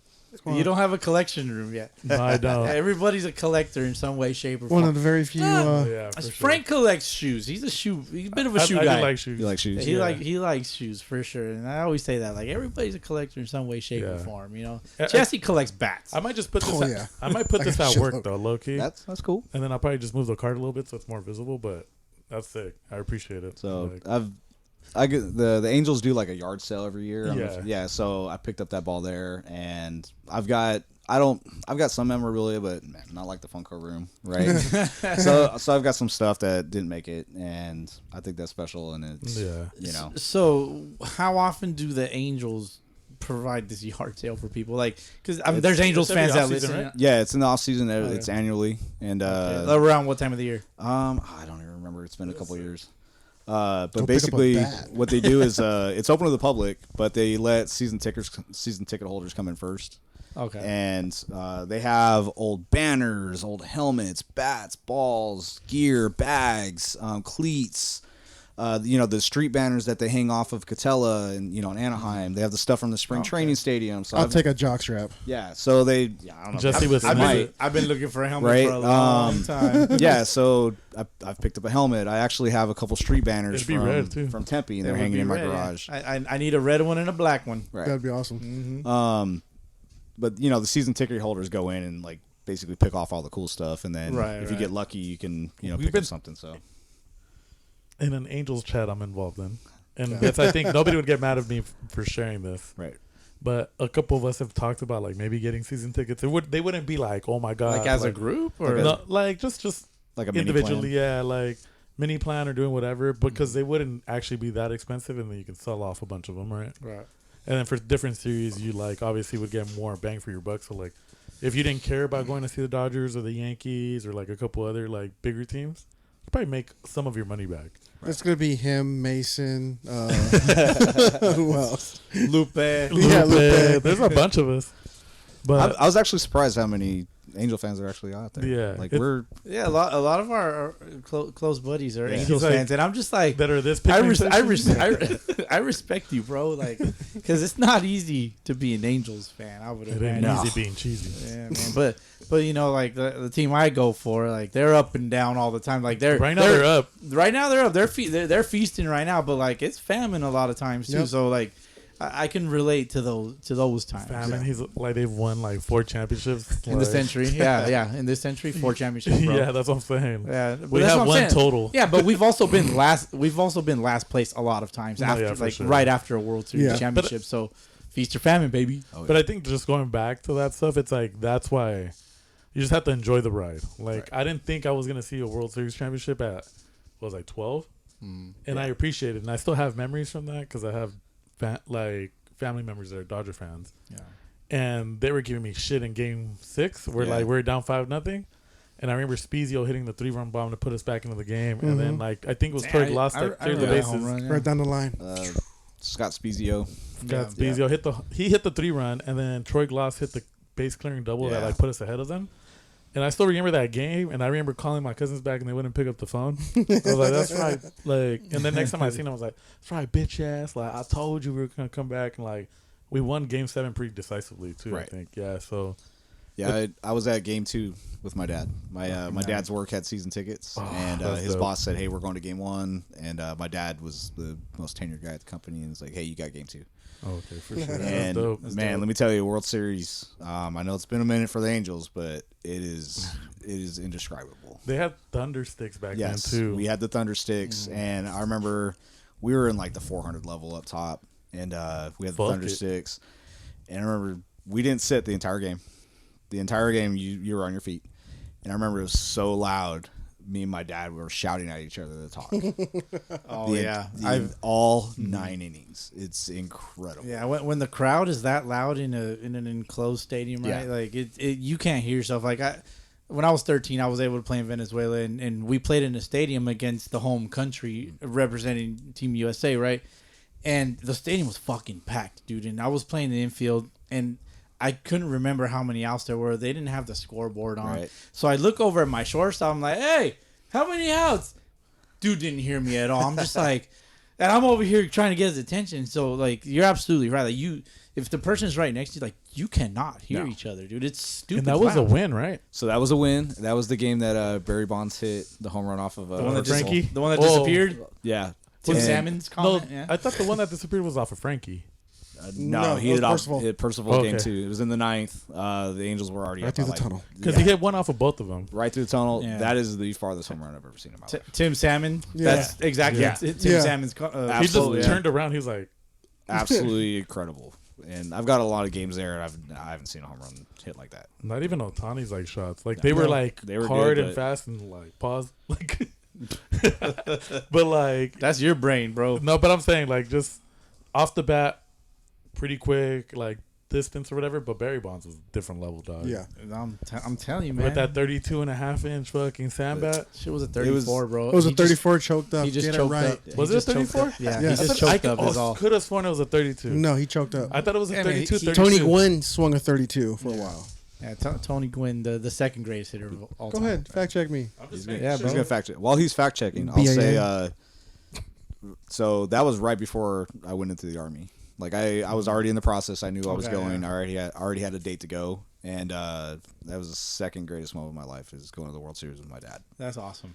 And my dad's still around. They retired, moved out to Arizona, which is cool because they come out for the World Series to see us. Oh, nice. They Nice. came out last year. It was a blast. I had So a- I had they a stay great like game. in the roughly Phoenix area. They're up in Kingman, so northwest Arizona. But it's only like a 2-hour drive or whatever. oh, okay. So You're Not right, bad. Jesse. Jesse's right. You're talking to the bat connoisseur over I there. know, man. but it's Right. always fun to like Of be course. argumentative. But as you are. yeah, second greatest moment of my life. First greatest moment, my daughter being born. Like, Yeah, gotta that's a be, given. gotta be. No, for That's sure, awesome. yeah. That's magical too. So, but no, Yeah. World I gotta. Series. I have. All right. I have to ask you because Yeah. these they're not fathers over here. These young men over here. But did you like watch your daughter being born? Like, were you like Oh front man, and center? Like, I don't know if my wife wants me to talk about this. God. I might. So first off, shout out to my wife, yeah, right, for letting me go play on Sundays, Yeah. for letting me go do this podcast. She's at home watching our daughter. yeah. So she- Intently wondering how this is gonna right, go. and she's been texting me like, I hope it's fun. Are you nervous? No, I'm used to talking, and I think Yeah. the first So- 2 minutes are always weird because you're like Mm-hmm. trying to like figure out how you're gonna go about it. But I think you've kind of like yeah. jumped in now and you're like fully. Oh immersed. yeah, yeah. Yeah, you're locked in, baby. Oh, I'm locked in, man. So we're gonna talk about my wife's delivery. I'm sorry. Let's do it. I'm sorry, honey. Let's do it. Right. I'm sure she won't mind. Not at all. So For the culture, dog. right for the culture. Yep. So we're in the delivery room. We were 2 weeks past, so we had a date. She was born on July 5th. Man, I was hoping for July 4th. Oh, It that's didn't happen. Otani's birthday. Is it? So it's something there then. Yeah, let me fact. I'm. Do we get check? Yeah, let me check that. Fact But check I'm that? pretty sure. Yeah. So we're in the delivery room, and all of a sudden it's time, and the midwife or whoever comes in, and there's a nurse that comes in, and for whatever reason the doctor was downstairs or coming up, and I'm like, hey honey, I'm gonna hold your hand, and the midwife comes in and goes, nah, we need your help, like get down here, Yeah. and they tell you don't look. I didn't look, but you didn't look at all. I didn't look right. Like, it's a very beautiful thing. It's like very You're beautiful. not supposed Yes. to stare in the sun. No, don't look into the light. But I did. so my my daughter was born, and man, it's magical. It's I'm not a religious guy. I won't get into that, but man, it's a special thing. It is absolutely. If you guys, it's insane. It's indescribable, Yeah. right? And then they kind of do. They cut the cord, and then they leave a little piece, and then they do like a ceremonial cutting of the cord, and it's kind of arbitrary. And but just seeing this, like, man, I made that. Yeah. Right. Yep. And it's Passionate. man, it was magical. Yeah. So, yeah, she's 5. She's awesome. She's amazing. Yeah. Good age, 5. Yeah, 5's good. It's fun, man. I'm 5 years. 5 years.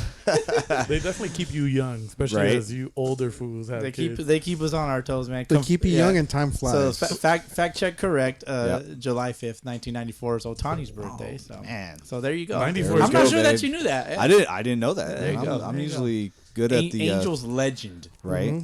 The greatest hitter to ever have played for the Angels. Wrong. All right. No, Rod Carew. No. Ooh, that's this is a a good good discussion. That's a good debate. I like that. It's as a member of the Angels and winning 2 MVPs with us, right? Well, Trout's got 3. But he won 2, and then they How many got Silver yeah. Sluggers? How many batting titles? No, I'm going with Trout, man. I'm going with Trout as the greatest Angel. Fair. Yeah. Greatest hitter? I just like being like a dick. But I I mean, mean, it for was- Minnesota too. So. Cruz's best years weren't with the Angels, though. It's Are we just Minnesota. talking someone who played for that team? I mean, because the Angels had a lot of guys that you didn't think actually played for them, Yeah. Nolan Yeah. Ryan, Reggie Jackson. right? Well, Nolan Ryan had some good years with us. Well, so. yeah, no, Ryan had a lot of years, but yeah, Reggie Jackson was more towards the end, right? Reggie Jackson, played a handful of years. He got paid. But yeah, I'd say Mike Trout's the best Angel. Yeah. Oh, yeah. Top to bottom, Mike Trout, then probably Ohtani for the time he was there, because people don't realize he was there for 6 years. Right. Like people are like, "Oh, he was just there." No, he was there for 6 years. Like, there's a reason why people talk shit about us. And there was a transition for him coming in the league. I remember it, and there was people that said, "Oh, he ain't gonna make it." Right. Dodger fan. Oh yeah. You're absolutely right. Yeah, those fucking haters. After he picked us, I've never seen a bigger group of bitter ass motherfuckers. bitter die. haters, yeah. So, career wise, Yeah. Ohtani versus Carew. Rod Carew with an 8.12 WAR. Ohtani 48.5 currently. Obviously, that's gonna Yeah. So he's halfway there. He's Oh. roughly a little over halfway there. Oh, don't get me wrong. Caru's amazing. Nah, Yeah. Carew's an OG. I think it's all subjective though too, and like perspective based, because Yeah. Carew played in a different era. Like you have Ohtani doing like both. Yeah. So I just said it to be a dick. Like and this stat head comparison per the internet, it's only giving me their hitter stats, because obviously Ohtani provides the pitching side, but we're talking about Rod Carew with 10,000 plus plate appearances versus Ohtani's 4,000. Yeah, he's got 4,100 plate and appearances. he might never get close enough because of the fact that like he played in Japan for like the first 4 or 5 or whatever. Right, but It's the same thing with the Ichiro. Rod Carew, Hall of Famer, 18-time All-Star. Yeah. Because if you make that argument, like let's say that a good one would be Seattle Mariners, who's their best hitter of all time. Is it Griffey or is it Ichiro? Ooh. I I think think Then you it's- have Edgar Martinez, another Hall of Famer, right? show Jay Buhner some respect. No, and then Jay Jay Buhner would be the following one. But then you have other guys that like, because John Olerud played for them, Tino Martinez, like, A-Rod. A-Rod. Yeah. But A-Rod's not making him the fame, so like, I don't like just so if you're saying best Angel, best Mariner, I'm saying while they were there. That's my threshold. Well, yeah, that their body of work For that team. yeah, Trout for sure. But ever to wear the uniform, it's like then you can start having Yeah. those debates. Correct. Nolan Ryan. No, Nolan Ryan played on But the no, Angels. but we're talking about offensive Yeah. like metrics. Okay, but Otani's also a pitcher, so like you can compare him to Nolan But Ryan. he's not the best pitcher because he only like pitched for 3 years there, and he was and- dominant. and his numbers weren't the greatest. Like they weren't like He he was wasn't dominant in the sense that like they were above average. They were good. They were but- good, but like Nolan Ryan was shut out, dog. For a two Nolan for Ryan's a two-way legendary. player though. See, No, but then you're comparing that. But if we're just For like, sure, yeah, you're right. Now I'm- you're now, bringing- I'm changing. Okay, I'm changing. But like if you're going comparison. 1v1, like I'm taking Nolan that's Ryan. tough, man. No, Yeah, yeah, Ryan- I would agree with you. I'm I'd taking even Nolan take Ryan. Jim Abbott, bro. Chuck Jim Finley. Abbott. Jim Abbott was a stud through no hitter. As an Chuck Finley, dog. Like Chuck Finley. Finley. Yeah. Damn. I Damn. we've I- had some studs, blood. I take Yeah, you have. Yeah, I you take have. Ryan top 5 rotation all time. That he's in my Easy. He's in my top 5 Easily. rotation. Mm-hmm. Anytime I coach the kids, I tell them about like they don't realize it, but Back Nolan in my Ryan. day, Nolan Ryan. No, like Nolan Ryan's like there's videos on him talking about Randy Johnson and a couple other guys, but the fact that he goes like because you've seen how Araldis like tucks in and goes. That's not really like a traditional way of pitching, and he used to always preach like, no, you just fall off the mound, and then you let your legs do the rest of the work from there. Right. And that's what I tell the kids because the kids aren't gonna throw like the kids that we coach aren't gonna throw 90, 92. Like very rare. Hips and torso, baby. But the whole thing is that like in order to like be effectively using that, you have to work downhill, and a lot of these kids try to like get all that power and then go, but they actually don't realize they're creating a major leak Right. because now they're going in, up, back down. But Nolan Ryan was like straight down, and then you use your legs. Yeah, he was tall and just Yeah. fucking came through. Yeah. Like he would fall off the mound. So it's like the way you explain it to the kids is like you fall off the mound and then use your legs to get you there. yeah. And then another guy, I can't remember his name, but he like was explaining it that he didn't care about the finish because a lot of guys always go like, "Oh, be in the ready fielding position." Tom House, maybe. Yeah, one of those guys, and they would talk about One like of those pitching gurus. yeah, you have to be in this like ready, set, play defense position after you throw. But That's there's me. That's how I throw. I'm always in the ready set. and that makes sense for some guys. Like I think for Jesse it makes sense, but there's some guys that like just have that natural whip to everything, so they're gonna finish more like an Aroldis Chapman or like Paul Skeens, where they're kind of like falling off a little bit, but it's part of their delivery. Yeah. So if you shorten it, you stifle their performance. Yeah, I throw like 75 on a crow hop, so I don't think any of this is gonna help me. But you're a fucking lefty, so that would play to your favor. I know. I'd be like, you know what, Frank, just pull me, dog. If I seen this fall on the mound throwing, just pull me. Take Yeah. me out. 40 I'm not poo. doing it. Yeah, It works. Trust When me. me and him yeah. used to face each other, like we never had a good time. No, me it or was not him, fun. like, just like fuck this. and I'm effectively wild, so like my ball runs a lot. So Yeah. like I think I walked him last time I faced him. And those wild pitchers, man, they're hard to face because you just you can't like you don't know when to attack because you just don't know where it's going. Like you can't anticipate anything in the zone simply because you don't know if it's going to be in the zone. Right. You know, like I feel like I have a better, as you know, my personal hitting experience. I find more success against pitchers that throw strikes versus dudes that are all over the fucking zone. No shit, You Sherlock. know. No, but there's hitters that like they get that one pitch and then they actually can Like do something. Vladdy Guerrero, like the freaks of nature. Mm-hmm. Yeah, Angel Legend. Angel Legend. I, Vladdy. I He was would be argumentatively another one of our better hitters. I was at that game. He played the Orioles, and he basically cricket. Yeah. Oh, Oh, that off you the bounced ground? it? You're Yeah. in Baltimore. No, Was it it was Baltimore? that was at Angel Stadium. The one. He Maybe hits- yeah. I think that Oh no, it was in left field, but Yep. he did one and I think he did played one for that- Baltimore. Yeah, I think when he did that one. literally I wa- one hop. The I was plate. at a game just randomly. The Orioles were playing the Angels, and Vladdy hits a walk off against the Angels. He was playing with Baltimore. It's a few years ago. Yeah, I remember. Yeah, he did it both times, but like the Angel one you're talking about, kind of like reaches Oh, out yeah. and just hits in the left. Yeah, I know what Yeah. you're talking about. yeah. He's kind of like. How do hitters do that? You know bro? what I remember? I've done That's like playing when you play with the caps, like bottle cap. Right. Yeah. It's all hand-eye coordination. Yeah. Mechanics have nothing to do with it. It's just Yeah, My- it's hands. yeah, hitting beans with a broomstick. Yeah. Like, I we've think- all done that. My favorite Vladdy moment is when I think it was Brad Penny versus Vladdy inning number 1 of the All-Star game. And Brad Penny's like, I'm gonna fucking throw the bar like hard as I can for fucking like the first 3 batters.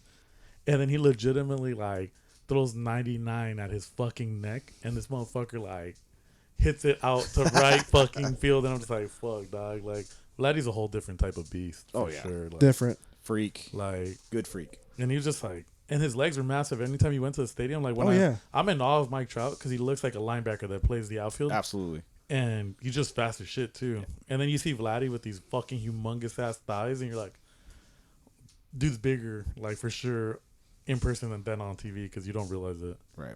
And I think I remember just thinking that, like, and I always forget because I remember watching him in Little League, and you walk that outer ring of the Yeah. field, or like the warning track, and like that outer ring around the like field. And I remember seeing Darren Erstad and Garrett Anderson, and a couple of these guys, and I'm just thinking like, I thought my dad was tall, and then I'm like standing next to Darren Erstad, and like was like 6'2", 6'3", and just like pretty muscular, and you're just like, fuck, I'm short.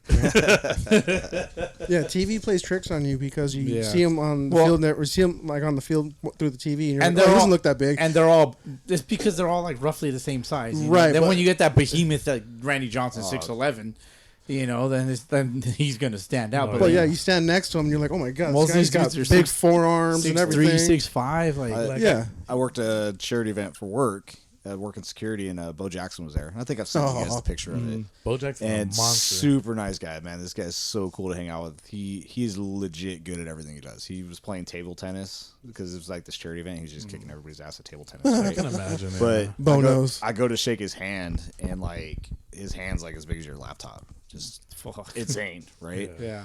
But Kenny Lofton was also there, and Bo Jackson said, "Hey, is that a taser?" And I said, "Yeah." And I look at my lieutenant, and he's like, "Do whatever Bo Jackson tells you. Like you're good to go, man. Whatever he wants, right?" So like I pull the taser out, and Bo Jackson's fingers wouldn't fit in the taser trigger because they were so big, and so he asked me, he's like, "Hey, Kenny, get over here." And Kenny Lofton comes over. I'm like, "Oh shit, it's fucking Kenny Lofton and Bo Jackson." And he's like, "Hey, this deputy's gonna tase you." And I'm like, I look at my lieutenant, and my lieutenant's shaking his head up and down, and I'm like, "Nah, I can't tase Kenny Lofton. That's not happening." And he's like, no, I'm just kidding. I was like, oh, dear God, I don't want to. That's going to make it on the news. I legit thought you were going to say that Bo Jackson asked you to tase him to see if he can take it. Oh yeah. He probably could have. It's pretty crazy to hear Bo Jackson and Kenny Lofton. Yeah. Like, I need you to tase Kenny Lofton for me. And like, comedy. and like Kenny Lofton's just like laughing. He's just like, this is hilarious. Yeah. Right? I think they've been around each other long enough to know. Kenny Lofton's like, this is just a joke. And then Right. Bo's just like, no, I'm serious. Dry stun. But Damn. That would have super been awesome if you could tase Kenny Lofton. super cool guys. Bo Jackson absolutely made. I try not to geek out when I'm at work because you know it's unprofessional. You're taking selfies and shit with celebrities, and I was like, look, I gotta get a picture with you. You're a childhood hero. And he's like, yeah, come on in here. So I got a picture of Bo Jackson, and That's awesome, dude. Like perk of the job, right? Oh yeah. Oh yeah, fuck it. Gotta live life. Yeah. Right? Oh yeah. You've earned it. Perks of the job, Frankie. Yeah. You've earned it. I think this is my first gift. I think. Well, no, I'm wrong. B will gave me a Sun Rocks jersey. That's probably my first. Second or third. I Yeah, think. second and third. Well, probably like the Any most. hats? I haven't gotten a hat. Okay. I haven't. The only jersey or shirt I got was from B Will. So this is like my second, I think. Oh yeah. Well, there you go. Man. If I got a gift, it wasn't anything like of this magnitude for sure. Just you ever get a gift on here, like willingly? Nobody likes. No, I that don't think shit. I ever got a gift on The- here. One that you like actually wanted, like consent. I can honestly say no. All right, I got you something too. So you were a little harder, but for the heifer, That's what she said. that's what she said. For the heifer, I don't know if you ever had these. Oh no, I haven't. Oh my god! What? So I got you a box of cowtails. They're chocolate. I know you like the Oh, chocolate. hell right? yes. There's some caramel in there. That's So, what I'm talking about. Like little sticks, because I'm a white boy and we eat like white boy candy. So White boy candy. You Oh, gotta hell appreciate yeah, that's white what I'm boy talking candy. about. yeah, so I was looking for like YooHoo stuff, but man, there's actually not a lot out there. No, for it's hard. Nah, it's It tough. really is hard. No, So, yeah, like we got you a box of cowtails. I'm eating this. Might be all tonight, but I'm eating this. I bet.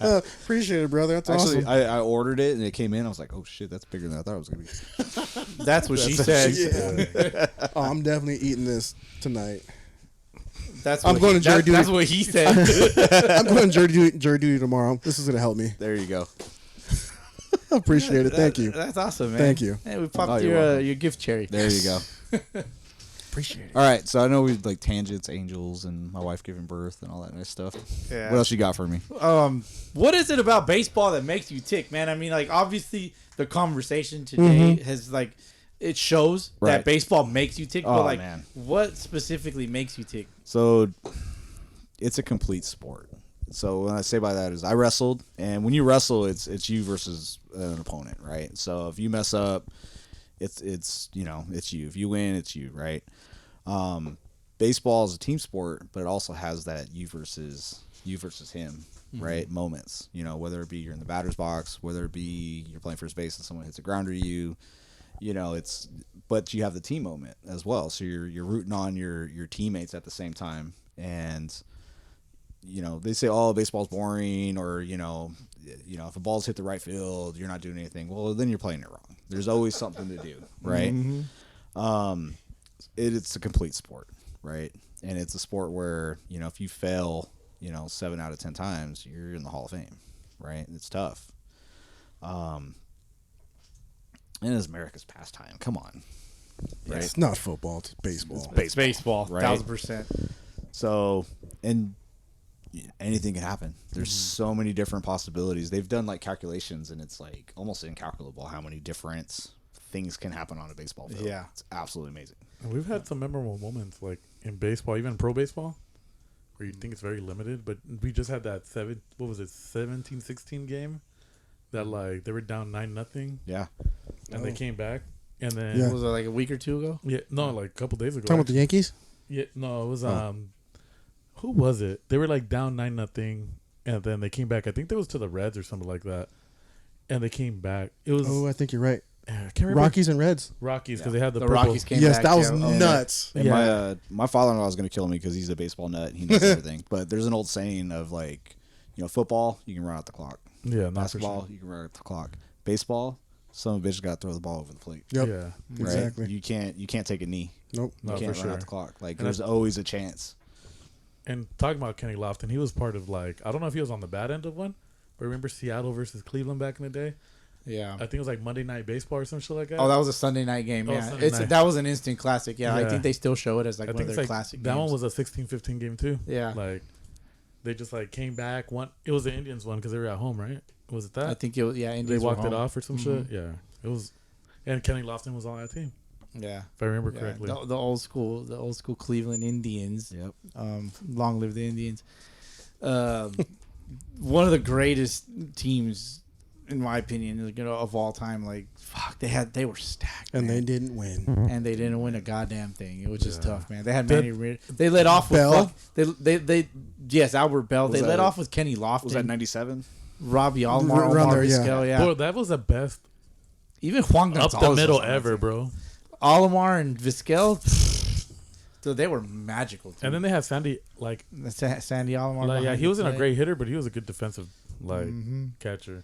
Manny Ramirez now, Phil Kenny Lofton. They had Jim Tomey, bro. Like, Oh my God, Tommy's stupid. it was dumb, They bro. had, like, Albert Bell, Manny Ramirez. Chuck what Finley a after he left stupid the Angels lineup. was there for a little bit, too. Like, Yeah, crazy lineups, dude. their pitching staff was pretty good, too. Yeah, Yeah. even before Alomar, that Carlos Baerga. Yep. Dude, Well, that's Baerga was like their DH, right, at that point? the second baseman. No, I know, but like when they moved them, they either moved them to the outfield or they put them like in the DH role, right? Probably, yeah. Yeah. My brain's hazy on that. They had But man, the good old days, man. they had Jake Taylor. They had Rick Vaughn. That's Willie Mays Hayes. Willie Mays Hayes. Can't forget him. that's a good one. Well, fuck. Since you bring, Pedro Serrano. yeah, man. As far as what baseball is, that it, that's the only thing that makes you tick with baseball, man. Like, obviously waking up every Sunday Yeah. morning. Well, you don't wake up every Sunday morning. Yeah, no. Sometimes I'm already up. You come straight from work. Yeah. Some people come straight from bars. You come straight from work. Like that weekly. Like, I look forward to showing up every week. Like that. I could say that for me, that's what makes me tick, man. As far as Sunday league ball, And it's not a sport you can do by yourself. I mean, you gotta have your boys. you got to rely on your squad. Yeah. If Frank and all 29 other guys don't show up, I can't play baseball. Another guy's crazy. and I've played on teams where I show up, I get my 4 at bats, whether I have a good game, bad game, and I go home. And it's like you're playing for me. And we'll get into the Wardogs here in a minute, but now I'm playing baseball where it's more than that. Like, even if I go 0 for 4 and the rest of the team had a great day, like, I still had a good time. Yeah. And likewise, if I go 4 for 4 and like everybody else has a bad game, like it's not a good day for me. you know? Yeah. We all winning cures all, man. Yeah. Winning is fun. Struggling while winning, it's not that bad. Right.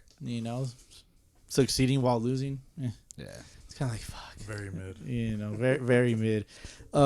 Let's wrap it up with you as an individual Yeah. and a baseball player. Tell us about some of your superstitions. Do you have any at all? Oh yeah, absolutely. I mean, you can't. List them off, because I'm a huge superstition guy, and like if you say something that I might be like, fuck, it might stick. So I've. Guys share superstitions, right? Oh, like the it's the thing. Frank's got a superstition. He's over here like, I got no superstition. I saw one for the first time when I played against Sonora, and this guy came up and he like crouched in the batter's box. I was like, what the fuck is this guy doing? And Yeah, that's just mad then he at got a hit, and I was like, oh shit, that shit worked. It works. So, Some good times. Good times. I got a lot of superstitions. You don't step on the lines when you run on the field. You don't step on the lines when you run off the field. If it happens during play, it is what it is. But running on and off the field, you don't step on the lines. They're sacred, right? I actually got this thing. It kind of keeps me from getting too focused. Is when I go in the batter's box, if I see any rocks or pebbles, I pick them up and throw them out.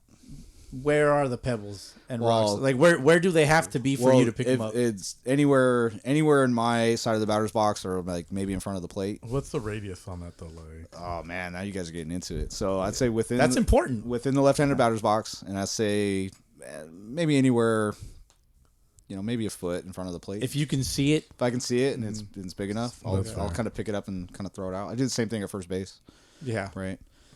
Looking at You don't want that little That little little man in the dirt to pop the So- ball up. You know? so let me see what other superstitions. I will not wear a jersey when I warm up. Yeah. I got that same one. My ass like shows up fully like ready to go. Yeah. Nah. So I don't relate to that one. He comes out of the car wearing metal cleats. right? Drives into spikes. Have you ever driven in your spikes for a tournament? Like if you gotta like run from here to there? No. Yes, I have. You have? Yes. Yeah, that's just I've thought about it. I'm like, no, I gotta take these I've off. thought about it. I had to. Yeah. take them off. Yeah, we did that in Whittier Narrows when we had to go to the North parking lot. Yeah, And we I had to left move my it. cleats on. Did you? No, I switched out real quick to drive the truck. Okay, you drove my truck, but I left my cleats on. I was like, no, I'm not taking these off. Yeah, he legit told me, he's like, if I take these off, dog, I'm fucked. I'm like, for sure. Yeah, And I was ankle already issues. injured, so I was like, I'm taking my shits off, dog. I gotta like figure this out. I love that. Any more superstitions? Oh man. The rocks in the batter's box is crazy, dude. Right? Yeah. No, it's just something I know it was adult league. I didn't do it as a kid. Do you have any uniform Yes. superstitions aside from the jersey that you just So mentioned? more pet peeves than anything. You got to tuck in your shirt. Like, don't be a slob, right? If the team's wearing white pants, you should not be wearing gray pants. That's a classic. Absolutely, absolutely hate that. You don't want to come down to my Mexican leagues. Yeah. Hey, dude, how do you feel about white jerseys with gray pants? oh my god, that's Stop, that's rage bait detection. You should be arrested for that. Do you have your handcuffs? Right? The pink ones. The pink one. The soft ones? Frank has sensitive wrists. I do. Oh man. I'm sure I got some more, but Yeah. I feel you, man. I think we all have them. Like, No? yeah, but like, I don't really have one like per se, but I do have to like. Sometimes, depending if we're winning, like I have to wear the same shit that I wore the last time. I can wash it, Okay. Okay. but I have to you can wash it. But Okay. like, I can't wash it. I don't no, do that. Yeah, I have to can't wash it. I have to wash it, but it has to be the same shit. So it has to be the same headband. Because right now my hair's long, so I wear a headband, same hat, same cleats, like same setup. Like, you know what I mean? It Yeah. can't be different. Like, You can't tinker with it, man. Don't fucking. because I think we tinker went with on a nice little 3-game like run, and I was just like, yeah, I can't fuck with this right now. Because it. Yeah. I knew it was important. Like, even if shit didn't affect anything, like to me, it felt like it. Yeah, you can't fuck with the energy, man. I feel that for sure. Steve, what's like your gear choices, right? Glove, bat, Okay. cleats. Ooh, good ones. That I'm a gear whore. Like Oh, yeah. I like the Mizuno and the Rawlings infield gloves. You know, bats. I'm a little more adventurous. So I'll start with the gloves. I'm going with Rawlings. Playing on the Wardogs, military passions open. It's unlocked another thing. We'll get into that, but they have their military colors, the OD green. Man, they're clean. OD.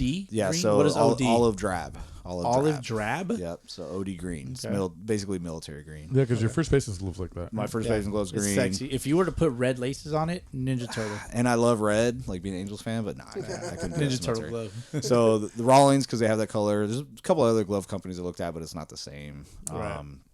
Or they won't do the whole glove like that. So I love rocking that green glove, man. The military, nice, and yeah. it matches a lot of our jerseys. I get a lot of compliments on it. I love it. Yeah. Cleats, Mizuno. Our organization is like Under Armour geared, so I have some Under Armours, but I don't really like them. I think I wore Under Armour cleats today, but usually I wear Mizuno, the 9 spikes.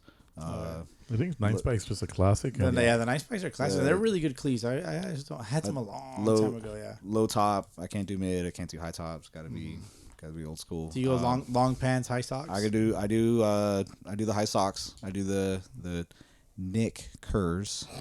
Okay, Nick Kerrs pants. That's what the CK. Yes. KN KNICKERS ICKERS. Like the New York Knicks, right? Yes. So relax. New York Knicks. with the high socks. Yeah.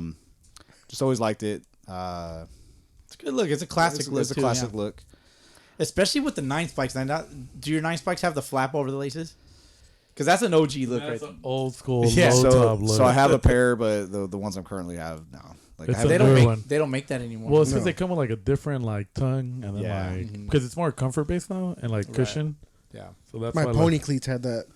I remember the I had The to- white I- ponies. The You white know- ponies, yeah. You know My, what? my dad had a pair of the white ponies. You know what tongue over like lace fucking cleat I love?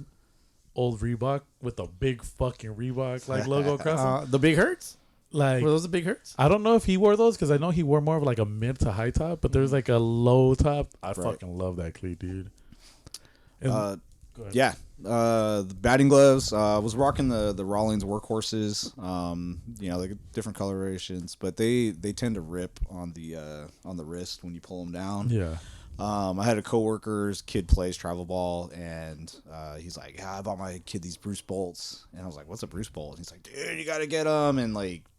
Literally, we bought a pair right there, and they got the military colors, and it matches our jerseys. Nice. Did you do the wraparound wrist? No, I don't like a lot of stuff on my wrists, like bands. And I was gonna chains ask that. and I was yeah, like, "There's no way he has the wraparound." No, I don't do the wraparounds.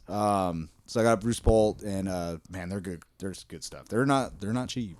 They're not cheap, but I figured quality. a $40 pair of Rawlings gloves that they're ripping once a year versus my Bruce Bolts have lasted for at least 2 years right now. Yeah. So it paid for I themselves. agree because I've been experimenting, and I think like last season I had like 4 pairs of batting gloves, and these SSKs I like the way they're like built because like the palm is leather, but everything else is like pretty elasticy on the back, but it allows for like flex. Right. Meaning, so when I'm hitting, it doesn't just like rip at one spot. Then they haven't ripped yet. Yeah. Now we used them all season. This previous season, then big fan. I Also, for those in the summer, like I would imagine the moisture wicks pretty well. Yeah, it wicks pretty well. Like unless I'm wearing them underneath, so I had to like take them off, like so I wouldn't like wear them because I have a bad habit of being like, man, fuck it, I'm just gonna leave it underneath my glove. I have When a thing. first. I have a thing against Bruce Bolts. Really? What's your thing? Oh, please tell us your Bruce. God. You don't have beef against Bruce Bolt. You You just had a bad experience. yeah, you have beef Whoever from against Pakistan scammers. is running this website. Oh God! You bought Bruce Bolts on Timo or what? No, they had Kinda. Hold on, let him explain That was it. a pretty clean ad that they had because it showed the King of Juco on there in the video, whatever, Okay. and it said buy a pair for $5, like sale, whatever. I was $5 like, okay. bucks? I was like, what? No. And then when you click on it, like the page looks everything legit and everything. Yeah. I was like, okay, everything looks fine.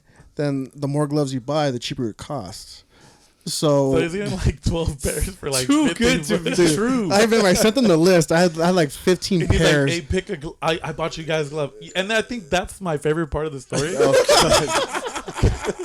I'll buy gloves for everyone. So he legitimately was like, hey, I bought you guys. get a glove. You get everybody gets How come nobody else is doing this? So I'm like sitting there laughing and I'm like looking and I'm like, me and like I think Bowski responded both at the same time. Like, I think you got scammed, Jesse. Because then I'm looking at like the page he sent and I'm like, that's not the right URL. Because like, you know how like it would be like brucebolt.com. Yeah. And then you'd have the little lock. Like this one was like brucebolt dot something else after it, like a different country. And I'm just like, I appreciate that you were looking out for me, blood. Like, and I love you for it, but I would cancel my card if I was Yeah. you. Yeah. So I made the purchase. It was like $140 worth of Bruce Bolts, apparently. That's like 1.5 gloves. Yeah. And then as soon as I got the receipt, I saw the response email, and I was like, oh, fuck, I got scammed. Canceled it right then and there. Yeah. Got my money back. It was just so fucking hilarious. 'cause I we're was just- so happy. I was like, hey, guys, I'm going to put you guys on something, you know? Yeah. And put you I on was like, shit. I was over here low key hating, like, how the fuck did he get all them gloves for that cheap? At the same time, he goes, hey, if this isn't a scam, give me a pair.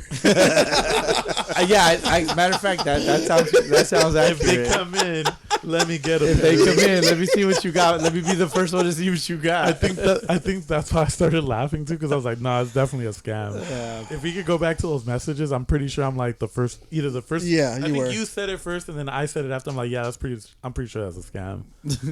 But I just started dying laughing, and I'm just like, I appreciate because his heart was in a good place. Right. It happens. Damn. Poor Jesse, But man. with But I'm the- glad you got your money back. Yeah. With the Bruce Bolts, I like that leather feel. I don't like the gloves that have that slick feel. They got that leather texture. Some to 'em. texture, yeah.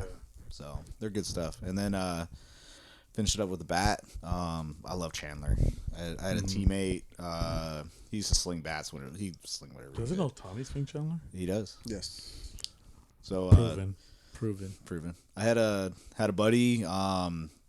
He knew a guy that was a minor leaguer in the off season, and he's like, "Hey, I got this Chandler bat, and I'll sell it to you for like $80." It was a used bat, and the first at bat with it, I hit a home run. Oh, What model? Sold. At the time it was the Vic 18, and then it didn't have the cup. That's because it was somebody else's bat. But I'm not kidding. The first at bat, I hit a home run with it, and I'm like, holy shit! Just the different sound is just absolutely amazing. Before that, I was swinging the swing Mizuno for a little bit, and then I was swinging the Rawlings. Big stick. It was the Pro Triple X Maple or something like that. Triple X Maple's crazy. Yeah, right. But I got turned on to Chandler, and it was like, this is insane, absolutely insane. And then got some customs. They're not cheap either, but tools. You know, if you're gonna be a carpenter, you gotta have good tools, right? That's right. Yeah. So it's worth it. When they break, I cry. Right. But no, I love Chandler. But the Vic 18, I started to do a custom job. I put a cup in it, did the tapered, and they were calling it a Vic 88. And then this guy named Ronald Acuna came into the league, and my bat started coming out as an RA 13, and I'm like, this. I know I ordered the Vic 88, and they're like, yeah, that's his turn. I said, no, that's my turn. That's what I swing. So Ronald Acuna, you're swinging my bat. Damn, getting called out. Royalties. I see. Getting called out. Yeah. But fortunately, because every time I ordered it had to be a custom, and it's more expensive, our RA13 is now a mainstream turn. So I'm getting them cheaper, so I'm okay with that. Oh yeah, I'm swinging it's an a win-win. SN1, dog, pretty much. And, yeah. Because I swing an RA13. The SN1. Yeah, bring back the SN1, man. Vic 88. I mean, SN1, baby. I be swinging SN1, bro. Right? Name it after me. I like the SN1. Yeah, man. Fucking, I like your gear choices, dude. So, and going back to superstitions, more pet peeves. Some more popped into your brain. Yeah. So, Let's double back.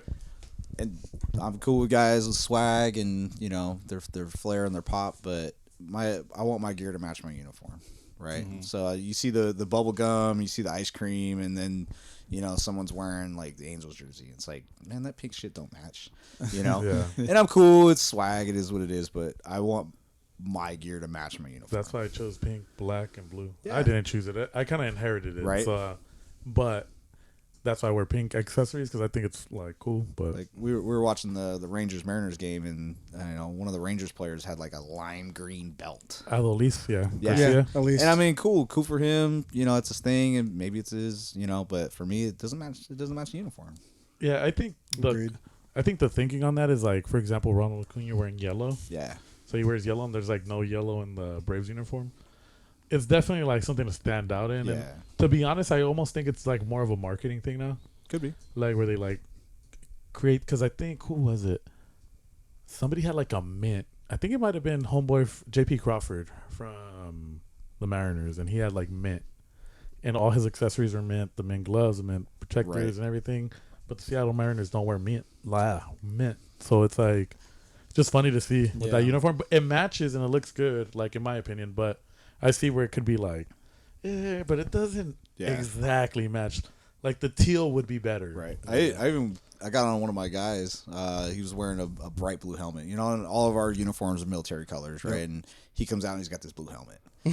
And I'm like, hey, bro, I have a team set of OD green helmets. Like, he's I ain't like, doing that one. Get this blue shit off and, your head. and he's like, smack it off he his goes, head. oh, this is my brother's helmet. And that's I tough. wear it. And I'm like, okay, you can wear it. That's cool. Yeah. You're like, okay, well, can you paint it green? But it takes away from the helmet. No, but for like, sure. I know. So- I'm just So I understand people have reasons. Just for me sure. personally, I want my stuff to match. I think that's like another thing, like where sometimes you just gotta let people rock. yeah, I agree. And like I'm just like, bro, like, because I see people wearing broken helmets or helmets with no pads, and I'm just like, it's not doing much. But I guess if you want to wear that, like, and I've never been a stickler because there's guys. So we had a guy on the team. He's no longer on the team, and he used to wear red, and it didn't look bad with our jerseys. But at the same time, I'm just kind of like, I guess it works for you, but like a lot of people weren't a fan of it. Like people would be like, why is he wearing red? Like that shit's ugly. And I'm like,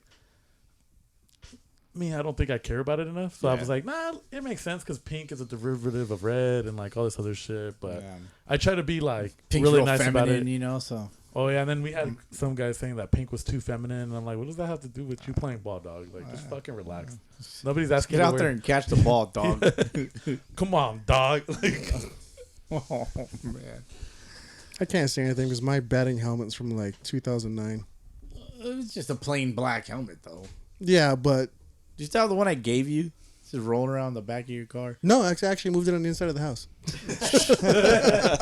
You had to clean your car. I got it.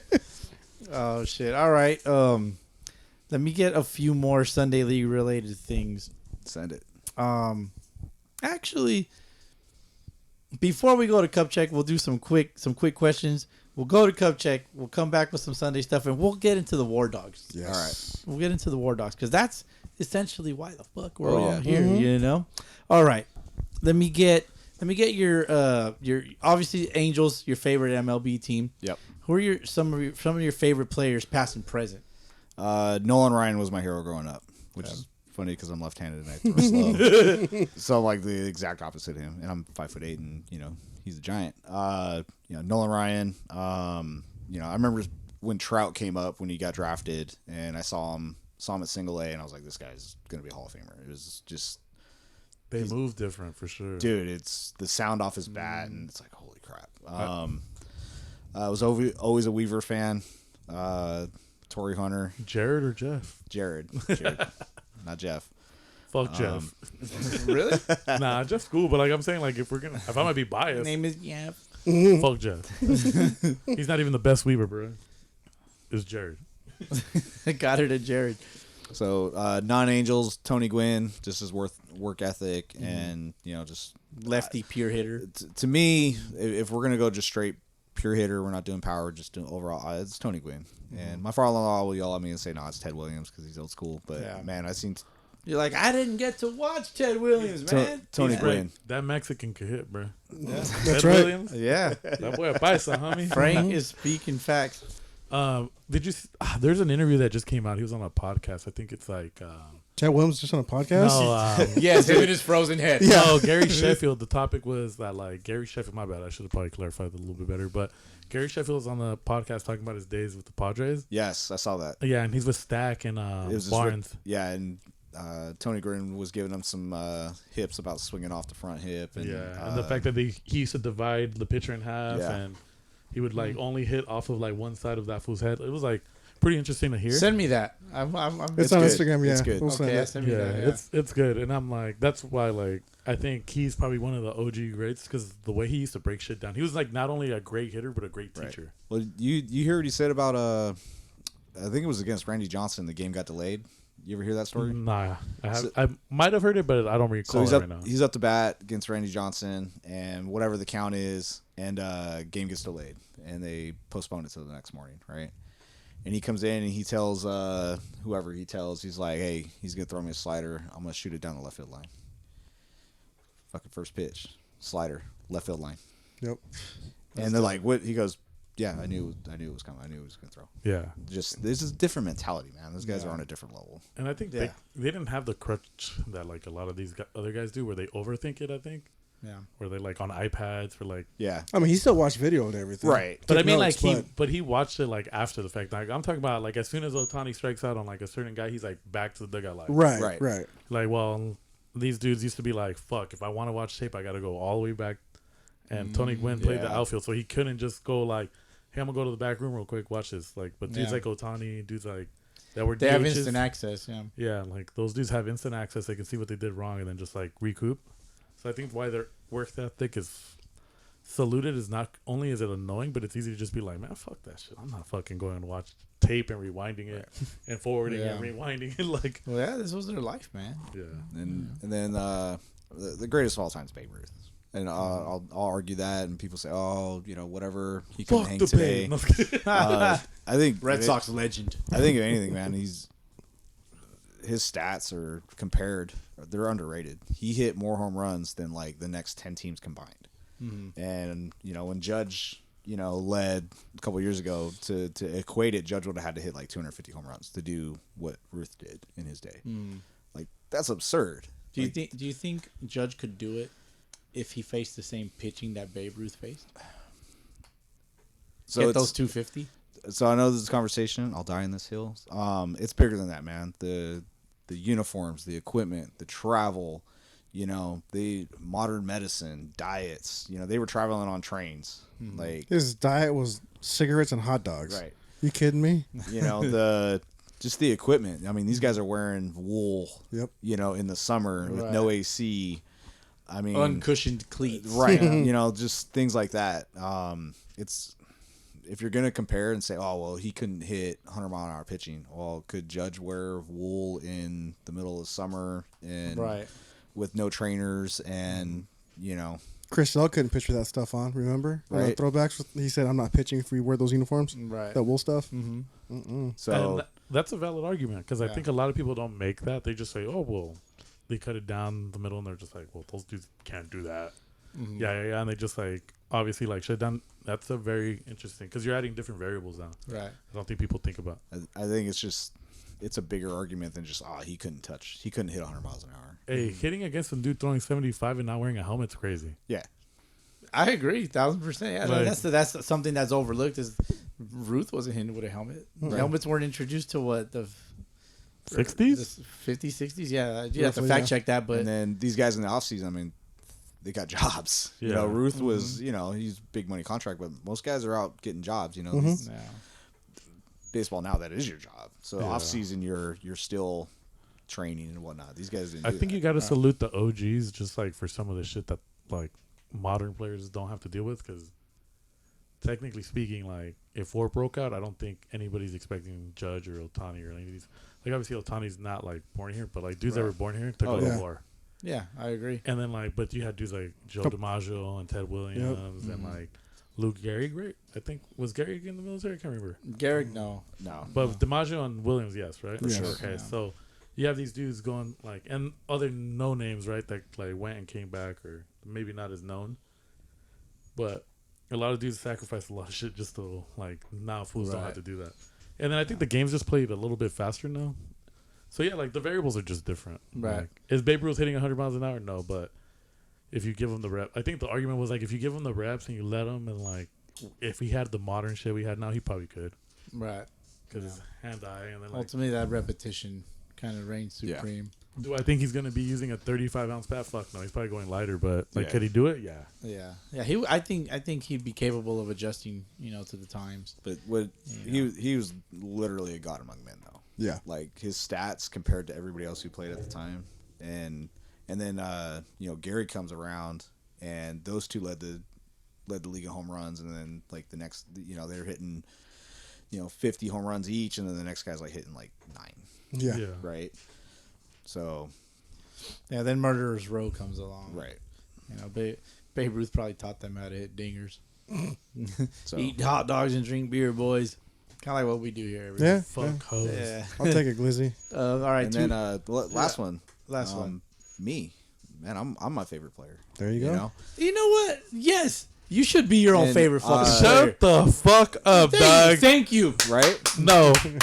And so Shut up, another Frank. pet peeve, Love yourself, Frank. Love yourself some He don't more. love himself. I'll never wear another man's jersey.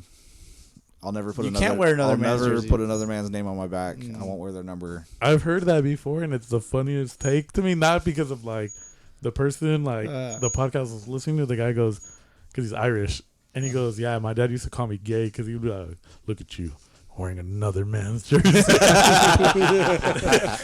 You're absolutely right, man. And I But just started laughing. It's just funny as fuck. so that even applies to a major league. You wouldn't wear a Trout jersey. No, and Trout's my favorite player. Okay, I do not. That's own fair. I don't own a Trout jersey. To be fair, Stands on business. I don't use that logic when it comes to that. I just don't like the idea of wearing another man's jersey and then that fool gets traded. Yeah, that sucks too. Because I do have the yeah. I have the Ohtani All-Star jersey, but I don't wear it that often. But I have worn another dude's name on my back. I'm not gonna lie and cap, but my thing is So- the annoyance of it because I'm a Clippers fan and I have a fucking the fool that went to the Sixers. What's that fool's name? Blake Paul Griffin. George. PG Oh damn it! PG3. Yeah, I had to dig deep for that one. But PG3, and I'm like, that fool gets traded the very next, or signs with somebody else. I'm like, fucking stupid, dog. Yeah, no. See, I've never had to worry about that. So okay, And so that's why I'm saying it makes sense. does that only with For- the Trout jersey? Would you wear the 27 without the Trout name? No, Would you do that's, that? That's not my number. Okay. I'd rather wear a blank on the back. I prefer the blanks for my reasoning, but I do Yeah. have the Vladdy Guerrero like 27 Hall of Fame jersey, Okay. and I love that jersey. But like, To be fair, you don't wear it often. yeah, but it's like one of those things where I think depending on the logic, it makes sense. Like you don't want to use somebody else's number. Like that's why dudes go out of their way to buy like the custom jersey with their Right, name and their number on the back. And if you talk to another group of people, they're like, "That's corny as fuck. Like, why are you putting your name?" Like, Yeah, I've had that said to me. Yeah, and like- you know what? Because I don't. That's my number. That's my yeah. jersey. And I think you just gotta stick with what you like. If you don't want to wear somebody else's number, fucking dog. Like it is Yeah, what it is. I respect it. Yeah, I don't mind it. I just don't do it because of like fools getting traded because they're sold like fucking cattle. Yep. Oh yeah, you're not lying. My last name is Nelson. I wear number 1, I love that. and then I have some backup numbers if that's taken. What's But your you backup wanna- numbers? I'll go. I trolled your Instagram. 11. 99 is one of I'd them. have to guess 90, 11. so 99 was more of a joke. I don't really like 99 Because it was one away from 100. Yeah, I don't really like 99. Well, I used to do 99 until Judge came up because then it's his. 77. It was old Reggie Willis. That's right, It's yeah. kind of similar playing Yep. style. So and this is if I'm, most teams, no one's really taking number 1. Right. And it's nice when you're coaching your own team because I've had guys come in and say, "Hey, can I have number 1?" Yeah, no, it's not. No, it's mine. It's mine. Yeah. It's I'm the same way with it's- 5. Yep. it's gonna get retired. Yeah. So Bowski loves himself too much. That's why I had an There's objection. nothing wrong to with that. There's nothing wrong with that, man. You should love yourself some more. No, you don't love lo- yourself enough. You love yourself until it's undeniable, like that you shouldn't love yourself that much. I'll never deny Over it. here, gold dust in here, just feeling himself like, before let's each say- bat. What do you think? The batting? What do you think the batting average should be for a number 3 hitter? For number 3 hitter in Sunday League, Yeah. 400. Okay, so if he doesn't perform to 400, should he love himself Yes. and love like every bit of both? Not 399, not 398. Yeah. What if 400. the OBP is 500? Who cares about the OBP? I'm on base, I baby. want to fucking know about the Score batting runs. You average. want to be on base? Be a leadoff hitter. Then put me in the leadoff spot. Fucking dog. lose Hey, some hey, way to get you heard better. him I right don't here. give a fuck You where. heard him right here, leadoff hitter. He won't do it, bro. He's not down. He's not fast. Hey, but this isn't about me. This is about SN1 over here. This is true. But does he SN1. get on? But does he get on base? Yeah, it's arguable. I do. Led the team in runs scored. My non-runners. It is yeah. To be Speaking fair, of that, so when I was playing with Big Mike Edelman, there was a season where he led the team in stolen bases, and I was number 2. I hit behind him, or I hit in front of him in the lineup as a non-runner. right. So you got. That tells me that you always got out. Well, Not to put you on. like I blast, said, baby. if you fail 7 out of 10 times, you make the Hall of Fame. Fair enough. Fair It's enough. funny, dude. I Like, love that, That's why yeah. I just like giving people a shit. That's why for Game it. Changer's kind of fraudulent in Yeah. that sense because Well- you can manipulate those numbers in any way you And want. I went on this tour, and we'll talk about that later. But I learned you can do a courtesy runner on Game Changer. So if you, I have, think it's new. yeah. I think it's So kind if, of new. if the whole like non-runner, you can actually assign the person that runs Right. from them, and they get the stolen base. There you go. So I just figured that out. I like that. This is good because then I Right. could give people stats. Yeah, exactly. That's true. So That's true. like Ken had a lot of stolen bases on our team because we always non-run for him. Right. So now that's not going to happen anymore. I think the runs scored is more important. Yeah. Because the stolen bases, it's like whatever, You're this dude. motherfucker. But bro. the runs scored because the argument is like, well, you I'm got to get not- on base first, bro. You got to get on base first. There's no non-runner without. I'm getting on not base. arguing that with you. You are arguing dick. with me, Like, Dick. how many of those runs mattered though? Garbage time. Why don't you go back and check? Why don't you go back and check? I and don't see- feel like it, bro. Every run mattered. Every run matters. That's the dog. right Every answer, run Jesse. matters. Thanks, Jesse. I appreciate it, bro. Appreciate it. I just like giving this motherfucker shit because I don't. Yeah, I don't. This shit goes out of control and like you know that you, from. you started it. Dog. What's that fucking evil like villain from? What movie is that from? Is it Doctor Evil. No, the dude from Sunny. Imagine if I had a mini me. Holy fuck! God. Little ball-headed chip-tooth bastard. You kidding me? $2.50.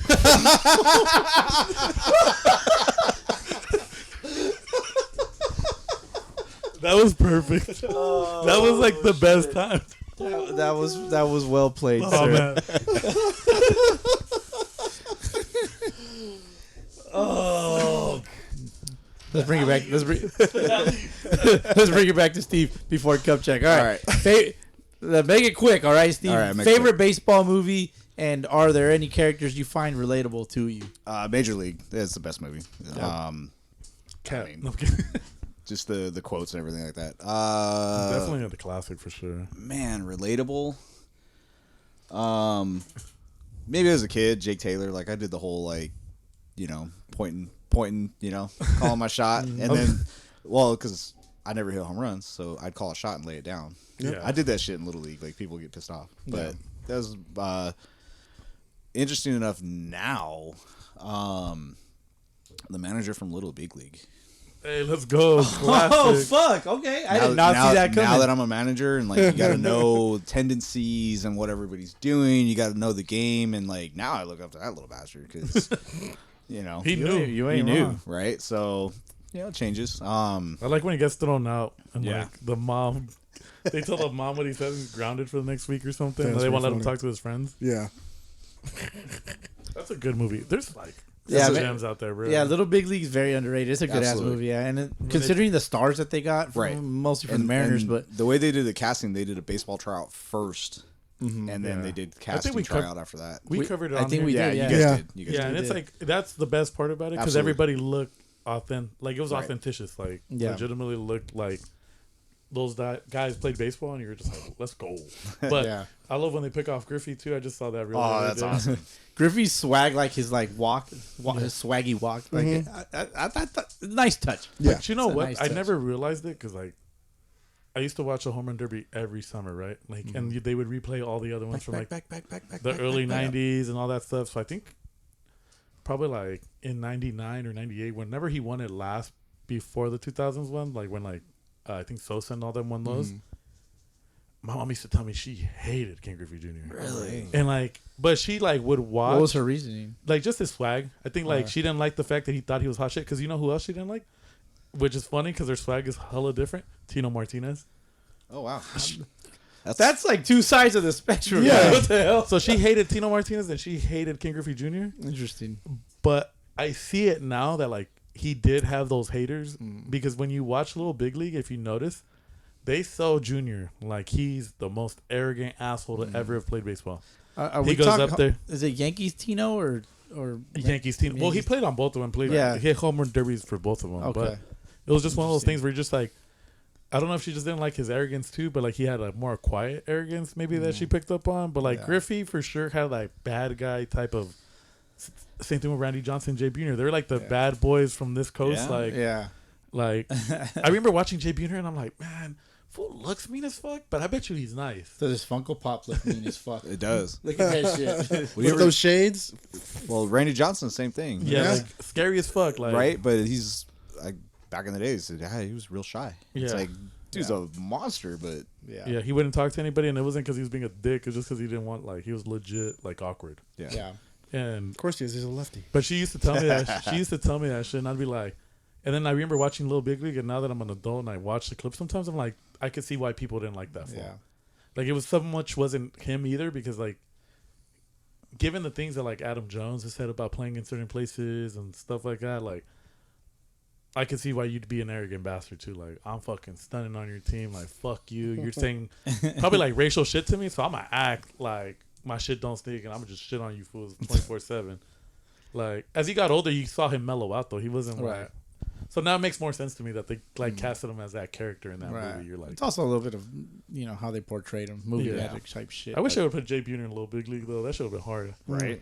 Yeah, I like that. Yeah, he would have been the villain, dude, for sure. Steve, last question before cup check. Send it. If you had one question you could ask anyone in all of baseball history, Oh man, who would it be and what would you ask? you know what? I've never thought of that. Yeah, very, very, very. It could be in depth, or it can be very just surface level. Oh man, That's a good I just one. thought of a good one. That's a good one. That's something I'm not gonna have an answer for you. I'm gonna go into another story, kind of similar, but I'm gonna have to think on that. That's because I wanted to be genuine, but I do have a story that I did ask a major league Hall of Famer. Okay. So I worked a charity event, and I'm walking, and some older lady accidentally trips me as I'm walking by. You know, she was kind of fixing her heels and accidentally tripped me, and turns out to be Tommy John's wife. Oh. Right? Oh, shit. And Tommy John's standing at the table getting drunk as fuck. Because that's what he does now. He plays golf. I don't wait Tommy He John. plays golf. He lives out in the desert. He lives out in La Quinta area. And I get to talking to him. He signs a ball for me because he just like has them because he's at this charity event. And I ask him, I said, hey, Tommy, I throw like 75 on a crow hop. I said, if I got Tommy John, if I got the surgery that you got made famous, would it bump me up? And he puts his hand on my shoulder. He says, Nelson, because, you know, I have my name tag on. And he goes, you're either born with it or you're not. He goes, and you weren't. Damn. You can't even be mad at him because you told him what Right? you threw. Yeah. Like, Yeah. So, but as far as your question asking, I mean, I asked the major leaguer that question. I'm gonna have to think of that one. That was a good question. So All right. I don't want to. I need to do that one. I justice. finally stumped something. You stumped me, man. I don't want to make something up on the cuff, but that's a good one. Yeah, well, we'll let you think about it over All cup right. check. Cup check. We'll be back. I pledge allegiance to the flag of the United States of America and to the republic for which it stands, one nation, under God, indivisible, with liberty and justice for all.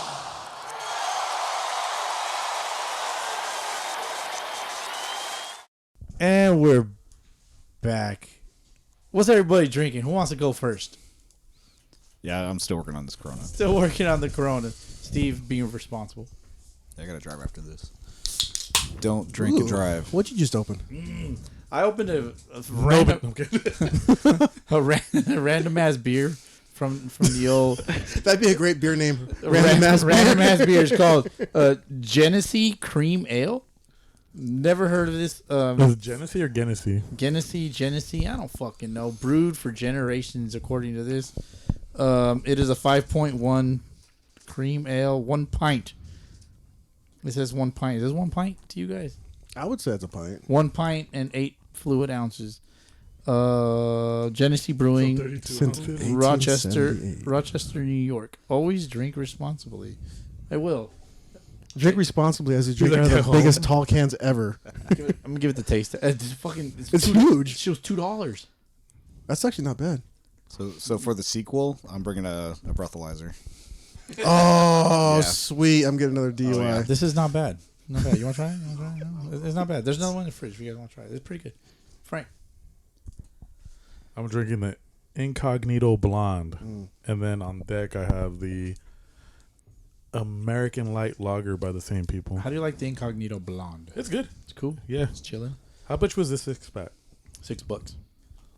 That's what I'm saying. I was trying to. I tried to bait you. Imagine if I say $6 instead of $5. I would have taken it. I would have taken it too. It's That's hard why I to get didn't that do out it. of- That's why I checked myself. I was like, nah, I'm good. I also have the blonde on deck, Jesse, Yeah, I got the blonde as well. the blondie. Amen, brother. And on deck is from Smutch Schmoes. Smush drink. Mo's, I like that. Much more. Schmamazon, remember Schmamazon? Yeah, I love that. Oh fuck, that's for the old heads that have. Oh, fuck, that's good too. You like it? That's good. really It's good. not bad. It's not bad. I respect Muy it. buena. You know what else is not bad? Tell me. Sunday League memories. Oh, Steve, what's some of your fondest Sunday League memory, man? We're just gonna hop back into it. Do it. And then we're gonna use SOS to transition into All right. into So, the War Dogs. Couple quick ones. Does tournaments count? Do they count, fellas? I mean, Yes. we're I all, would say so. It's Sunday League baseball. we're all It's Sunday related. leaguers. Okay. All right. And then some of them happen on Sundays. Some of them on fair Sundays. enough. Fair enough. That would be some Sunday So, baseball. Just, Yeah. just a couple quick ones. My last game as a driller, my last at bat was a home run. So Mike That's Edelman, awesome. Nice. Mike Edelman, he ran that team for 15 years, and he was like, you know what, I need a break. And my last at bat as a driller hit a home run. And that's when you first started using Chandler. And then the next team I played on was the Wardogs. So like the last at bat as a driller, I played for the Drillers for like 8 or 9 years total, and my Damn. last at bat It's a was long home run. time. Yeah. And How's that? Go ahead and finish now. Yeah. Yeah. So that's a good memory. And then I know Jesse's here, and I'm sorry I got to bring it up. Bring it up. Go for it. But man, winning that championship in Irvine against Sonora, dude, I cried. I lost it. I fell. Just the preparation and the team coming together, and we had played against Sonora a bunch of other times. Man, they kicked the shit out of us. They're a damn good team. Little Giants one Yeah, time. it's a That little. was a damn good game. It was a damn well-earned. good game, and like the wind sucked, and there was it you know, looking back, it probably helped us because they got some smashers and they'd hit the ball and it didn't go nowhere. It was back and forth. I mean, they had a chance. They had a play at the plate to win the game, and we cut them down. And damn, dude, it was bang bang, Damn. and it could have went either way. Ken tagged him out, and Louis, one of my guys, he wanted other guys to play, so he was on the bench. He came in a pinch hit, ended up getting the pinch hit. That's right. Game winning hit. Yep. Oh, it was on a walk-off? It wasn't a walk-off. No. We were visitors because Okay. they had the one seed. And then Milo came in and just I talked to Milo about halfway through the game. I was like, "Hey, dude, how long are you gonna go?" He goes, "Till we win." It was like till this game is over. That's I'm not coming off this mountain. I'm like, "Cool, it's yours." Yeah. And Yeah, shout out to Milo. He's a great competitor. Oh, yeah. Yeah, I enjoy competing against him for sure. we I'd won a championship the last year, but it was like the consolation bracket, and we played a team that we were up like 8-0 in the first inning. But that Sonora game, I mean, like I said, they beat us bad every other time we played them, and it just all came together, and it was back and forth, and winning that is really the first time I've won a championship as a coach. And it was just having everybody there and coming together and all the preparation paying off. It's like, holy shit, just a relief. So Yeah. that was awesome. Those are the two big ones that come to mind right now. Nice. When you left, well, you didn't leave the Drillers, but when you changed teams, Yeah. what was that feeling like for you? Because it's like, fuck, I just gave 8-9 years of my life to this, of my Sundays to this squad, and then it's just gone. Venturing off into the new thing. The biggest thing was there was a core. There was a core of guys that I played with for that 8 years, and the core had changed. Guys had left, guys that came on. So I mean, there's a couple guys that have been there for 5-6 years, but they weren't coming with me. I was going to an entirely new team. It was a military team, and those guys went off and did their own thing for a couple of years before I brought them back. So that was the hardest thing, was just like these guys that I see every Sunday, and then now it's a new crew. And it's exciting, but at the same time, it's like, we got those memories of your family. Yeah. We all hugged it out at the end of the game, knowing like, hey, we're, and it was by Mike's choice, because he was just like, hey, I'm done, and there's nobody that really wanted to take up the mantle, which is fine. It was a good run for that team, 15 years. They've won championships, a couple of FBL, AAA. We competed. I think we lost in the semifinal and majors. We won some Skedaddle. We won an Aztec. Skedaddle. Yeah, Skedaddle. So no, it was kind of bittersweet, but at the same time, it was like, okay, it's time to move on to the next chapter of our Sunday League careers. Okay. Well, there you go, man. Love that. Always got to give the Sunday League, our teammates, really, like, kind of give them their recognition and all that, because like, we can't do it without each other, right? Right. Like you mentioned earlier, it's a team thing, and that's what makes it glorious. Guys, got anything to add? I think he covered it. You think he covered it? Okay, fair enough. We're gonna transition into some SOS. Let's do it. Do it. The first one's from B Will. B. Story. Will. I don't know if it's story time with B Will or not, but here we go. Boy, be well. How y'all doing on this beautiful Sunday morning? Wanted to give y'all a quick update on the little bit of the drama out here in the desert.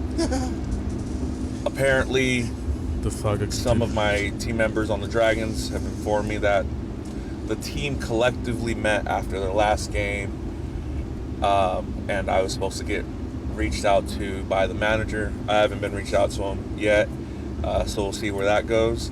But on a positive note, the other team that originally I was not going to be able to make playoffs for because of the suspension, we re-looked at the rules, and I will be eligible so long as I make these last 3 games for the Arizona Royals. They're in the lower division, but hey, baseball is baseball, and I'm excited to just keep playing.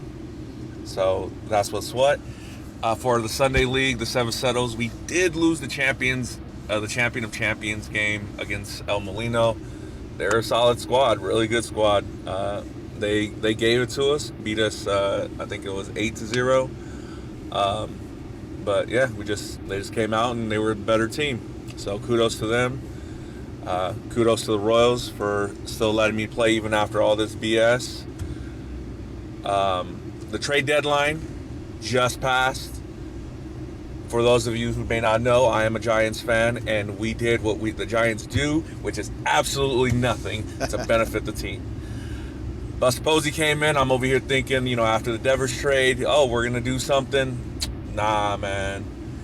We gave away a major league ready pitcher who was having a great year for some no-name ass Yankee prospects. It's like, come on now, if at least you're going to give them to the Yankees for some prospects, you got to get Spencer Jones out of that, man. I mean, something. But that's what the Giants do. Hey, but at least we're not the Angels, I'll say that. All right, boys. B-Will with story time. And some He has one more, but you guys want to comment on that real quick? Yeah, I was all in on being sympathetic for him and his his team issues, and then he went and put a finger in the open sunken chest wound about my Angels. So Put a finger in where? Just kidding. Yeah. So no, I don't have anything positive to say about his situation. Love it. I'm glad he still gets to play on Sundays. Yeah. Staying fresh. Are the Giants in playoff contention, or they're like, where are they at? I think they're 3 games. They're not too far behind. They're really not. What's not too far behind though? 8 games, I think. 8 games seems like a lot. Keep stalling. Yeah. Given the fact that, like, what is it? It's the Dodgers and the Padres not, like, made...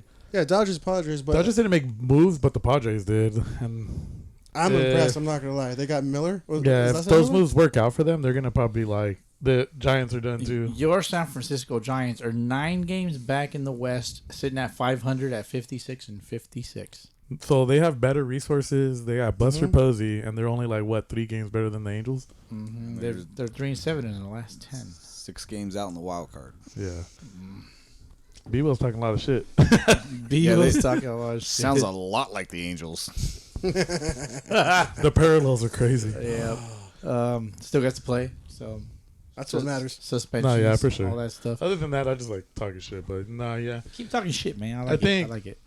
So I'm guessing the team, like, he didn't really elaborate. So, like, did the team vote to keep him or like? Let's see. We have another let's go. 1 minute voice DM. For sure. So another story time with B-Will.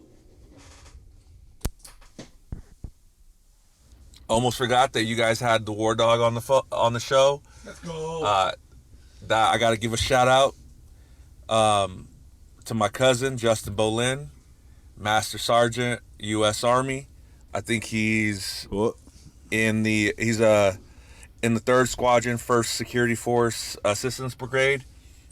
He's back stateside out in Fort Benning, Georgia. He's been back for a little bit, but before that he was serving on out in Germany, helping lead those NATO troops out there and the whole Ukraine deal. However you feel about that, but he's doing his duty to his country, Give a big shout out to Justin. Big shout out to my nephew Ellis, who's currently serving in the Navy. All my family members that are in the military and all those in the military, big shout out to them. Y'all do what a lot of people can't, and I respect you for it. Hey, man, everybody in the armed forces deserves their recognition. Agreed. Now I feel bad for my previous comment. Don't. Don't feel bad. I don't feel bad. It's all good. B-Will wouldn't feel bad for you. I know, right? No, B-Will's awesome. Thank you to your family and loved ones that are serving. They're brothers to me. Love that. All right, let's move on to our next voice DM from Chris Aldama. Now, Chris Aldama is one of your players.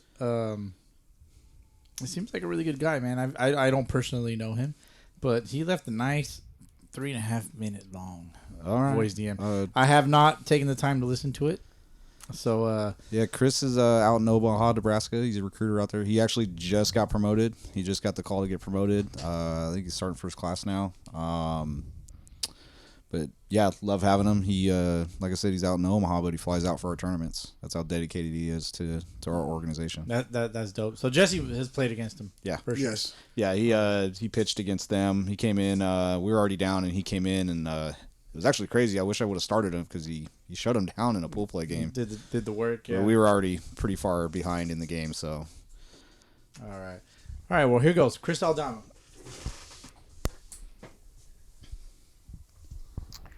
My name is Sergeant First Class Chris Aldama, United States Army, U.S. Wardogs 35 and over travel team.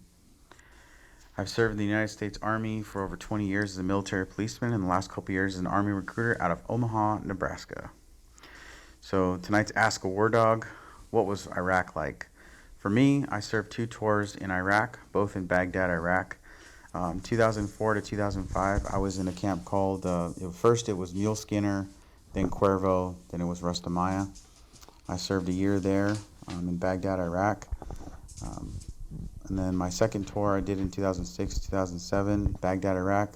Was in Diwania at first, and then I moved over to Rustamaya again for another 15, 16-month tour. Iraq for me was a new experience as a 20-something-year-old kid, showing up there in 2004 right after the initial invasion and stuff like that. It was pretty crazy when I was there. Iraq for me was, like I said, it was just a whole nother world, being in the Middle East as, not even a year or something into my military career. For me, what was the craziest moment for me?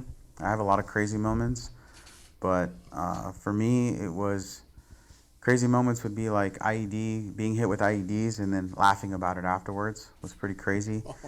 In 2004 and 2005, I was actually part of Operation Phantom Fury and Operation Turkey Run, which is pretty funny, but they're actually real operations. Phantom Fury was in Fallujah. We were attached to the 1st Marine Expeditionary Force and the strikers from JBLM. So that was pretty interesting. Crazy moments, besides being out in the middle of a combat zone on combat patrols and convoy escorts and, living outside the wire for an entire 30, 45-day stretch at a Iraqi police station was pretty crazy. Pulling guard on top of a rooftop. It's pretty wild. Besides that, I've just seen a lot of crazy stuff to actually pin down 1 or 2 things from Iraq. Iraq was just a whole different animal in itself. But working alongside the Marines, the infantry, stuff like that. Sadr City was pretty crazy. The tall rooftops. Fallujah was wild. And then the next question on the thing was, have you ever shot anyone? That's probably the wrong question to ask a military member of any branch. But I was a gunner for 6 years for both tours. So that should answer the question there. What was the food like? The food that was there, the food was pretty awesome. There was like naan bread. There's like a pita bread almost, like a tortilla, but pretty thick. You'd get like chicken and like beef and stuff like that. Different types of vegetables they like to eat with their hands. So that was interesting. The food was pretty good. The chai tea was always there. Always hot, always ready, really sweet. It was pretty good. Everywhere we go, we get chai tea. We get naan bread, obviously, of course. A bunch of different other stuff, some sweets. And the last question, I don't know what you guys meant by it, but did you die? Obviously, I'm still here. I'm still kicking. Over 20-something years in the United States Army. I'm still around, so no, obviously I did not die. But, yeah, Iraq was just something crazy. But any other questions, you know how to find me. Which one of you fools put that on the list? I actually threw those questions down as kind of okay. examples that you could hilarious. You could call in. He took it like, yeah. No, Chris is awesome. I did not know he was at Rustamaya. That was our resupply base. So we went through there to resupply to go back to our base. I probably ran into him, didn't even know. And then 20 years later, or 15 years, however long it's been, ball together. we're fucking playing ball together. So that's what's crazy about this world. Chris is an awesome dude. He's still in the military. He's making it a career.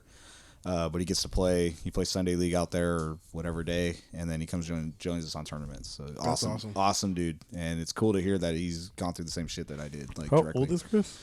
He's about my age. I mean, I think he's 40-ish. Okay. Yeah, because when you said 20 years in, I was like, Yeah. sounds young as fuck. I don't know, like, if that makes sense. I kind of smiled and like laughed internally because I wanted to let it play. I don't want to be too loud, but I laughed when he said getting hit with an IED and then laughing about it. Yeah.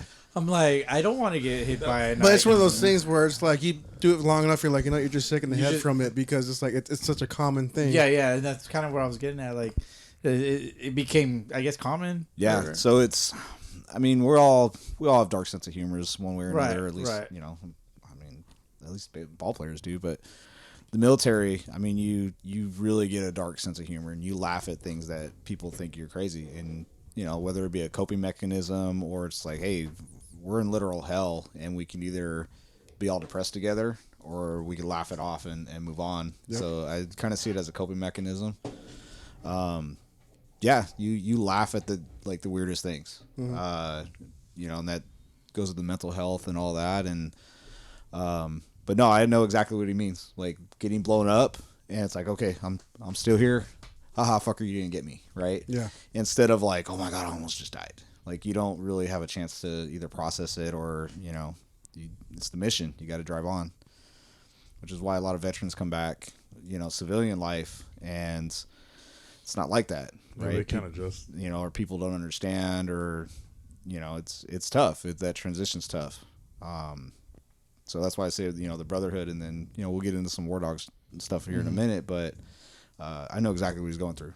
Whether, you know, listeners, you guys, you know, think we're crazy, but we understand it. Just like ball players kind of understand each other for some stuff, I understand exactly what he's talking about. Yeah. Yeah. Well, there you go, man.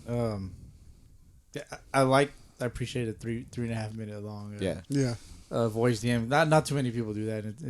He shared his, you know, roughly like his rough story, right? Yeah. Like he shared it all, and he did it pretty quick. It took us like an hour and a half Yeah. to get through yours. Sorry, maybe I just. to be fair, he like structured it pretty well. And like, Yeah. just, Yeah, he did. Oh yeah, He- for sure. he was going off the list, I'm imagining. So, Yeah. and yeah, he answered it pretty like Yeah, I love it. effectively, I guess you can say. And it's not every day, like especially for like myself, I don't get to really hear stories like that every day. So Yeah. it's really interesting for me. I'm just like, damn, like you don't really know what people have gone through until you actually like really talk to them and shit. And even then, it's still kind of surreal because like, what do you mean you got hit by a bomb and you just laughed? Like, Right. it's hard to fathom. You know, I couldn't imagine getting hit by a bomb. I hit bomb. I'd rather hit a bomb. You Yeah. know? Right. Oh, me too. You know what I mean? He doesn't do that. He hits foul bombs. I hit foul, but it's been a minute. All right, let's move on to our next SOS for Ask a War Dog. This one is from Duezus. Duezus. Plays for the SoCal Sharks. Dezus. Okay, thank you. He says, what is harder to complete, boot camp or beating the Sharks? And thank you for your service. Is there a background behind that? I don't know. Did another War Dog Oh, team play in Arizona? Yeah, so they Against the Sharks? this was 2 years ago. The 18 War Dogs played the Sharks in like the Okay. quarterfinals, and they lost. Okay. So I played on that team. It was kind of my first tournament with the War Dogs. I wasn't running anything. I kind of was, I'll say, hang around at that point. So I didn't play that game. But yeah, they lost. I can't even remember what the score was. We lost. We lost. They lost. We lost because I was in the dugout. I'm just fucking with you guys. Yeah, right. You're so mean, Frank. You say So that I- shit, and he can kill you with his bare hands. Stop it. Respect. I'm assuming that's what he meant by it. Equal treatment, Doug. I'm an equal opportunity hater. Right. Equal opportunity haters gold. But the Love the 18 War Dogs won the World Series last year.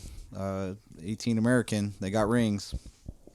So Can't take that away. Can't take that away. So So you got the ring, the War Dogs logo. Like, is it the WD? So Or you so got- I didn't or get you got one. the dog on I didn't there? play with them last year. I got invited to coach, and I'm regretting that I didn't go because I would have got a ring. No, yeah, they got You the. know damn well you weren't gonna coach. Right. This is fucking player manager right Yeah. here. He Dude. just jumps in. No, they got they're Like, sick. hey, Maybe hey, you there, Give me your at bat. And then there you go. No, they got the WD Wardogs logo on the side. They're clean. They're so clean. I was so jealous that we didn't win last year. Yeah, definitely. If you can get a picture of that, like Yeah, I have it. yeah, I'll get it sent out. Post and tag or however you want to do it. All right, so let's move on to some SOS for the podcast, but it pertains to the War Dogs. So here you go, from our good friend Javi, Okay. our favorite cameraman, right? For us, because we haven't had the honor of having your father-in-law, Right. cameramanning for us. But brother.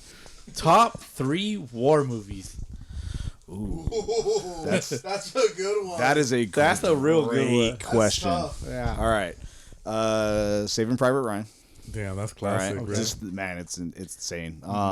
Intense too. It's intense. First time I watched it, man, There's so many people in that movie. yeah. There's a lot of World War II vets that watch that movie and they can't get through it. It's crazy. So that one's great. Let's see other war movies. Stripes. Stripes is technically a war movie, right? I say Stripes. That's a great movie. That's a Right? perfect callback to what Bowski is like. Great war John movie. Winger, not John Ringer. And then there's so many out there. You can do it from if you want to do it from Civil War, World War One, World War Two, Okay. Vietnam. And of course you got When you Desert Storm, kind of like Black Hawk Down. Yeah. And then you can just keep Real going. quick, do you- These guys throwing jabs at me as I'm rewiring some shit over here. It's fucking funny. is the question pertain to just American-based war movies, or is it No, I don't think it should be. But It there's so shouldn't many be. out No, there. it shouldn't be because A war movie is a war movie. Yeah. war. America's involved. what would in be a foreign war movie? Tora. That's a good one. That's yeah. a good one. I don't think I've seen Old. that. I don't think Basically the Japanese version Yeah. of the war. It's Okay. from That's a good one. It's from their side. Isn't kind of like Letters of Iwo Jima, right? Yeah, that Yeah. too. Okay. So pretty Yeah, much. one of my favorite ones is Enemy Behind the Gates. The sniper. Enemy at That's the great. gates. No, Enemy that's at the gates. Vasily. Enemy at the Gates. Yeah. Did I say behind the gates? Yeah, the Enemy at the sniper. Gates. The sniper one. Yeah, If you that guys one's know. great. If you want to go a little more old school, you can go Guns of Navarone. Okay. I love that movie. Y'all gotta send me. I like war That's movies. a Send me that's a list black of- and white So, one. That's black and white. So if you want to go Civil War, Glory, Yep. that movie. Denzel Washington. Yeah, I've been watching. Denzel. Not Denzel. He's in it. Yeah. I've been watching a lot of that one lately. That movie's great. What black man are you thinking about? I was thinking Morgan Freeman for some reason. Morgan Freeman's in it. But it's Morgan Freeman, and then you got the other. Oh my God, The dude that played Ferris Bueller's the Colonel. yes, but no, Robert Downey Jr. is in there. I thought too. Is he? I think I sworn he was in there. I'm trying to remember. Not Tropic Thunder, right? No. I'm just kidding. I'm just kidding. I'm another dude playing another dude. Right. What do you mean, you people? Black Hawk Down. Black Hawk Down. Funny enough, Josh Hartnett, my heartthrob. right when I was getting ready to go to boot camp, that movie was playing every day, and I'm like, oh my god, Yeah. crazy. Good movie. Mogadishu, Somalia, the Rangers and Special Forces over there, Delta Boys. Let's see what else. There's so many good words. And then you got the kind of the newer one with Marky Mark when the guys all died. The Rangers all died in 1 minute out. I think. You're talking about Lone Survivor. Lone Yeah. Survivor. Lone Survivor's good. That one's tough. All those- that one's tough to watch. Though. It is. All those sniper movies are fucking good, man. Most of them. Sniper. that's not a- Sniper. That's a sniper. Is that That's not a sniper movie. No, you're. Oh, I'm no, thinking you're American Sniper. American. Yeah, no, you're you're thinking American about. Sniper with Chris Kyle. No, No, you're thinking about Homeboy where he's set up Shooter. Shooter. You're thinking about Shooter. You're thinking about Shooter. Oh, that's a Yeah. good one too, though. Yeah. Yeah, But that's not. That's really not a war movie. That's not a war movie. No. it's Okay. about a war veteran. Yeah. He got set up and all that shit. Yeah. Fury's the newer one about the Fury tanks. goes hard. Fury's Fury's badass. I like Fury. Because he has to Arrogant Bastard. Yeah. Oh yeah, Inglourious That's- Basterds. Inglourious I mean, that's Basterds. kind of a spoof, and you know. But there's the But- original one too as well. yeah, Yeah. I think Fury's need- my I need shit To, just I need 'cause, to watch like- some more war movies. You just don't watch shit. You know what's dope about Fury? I watch the same shit over. Yeah, I know. They're in the Germans are in tiger tanks, right?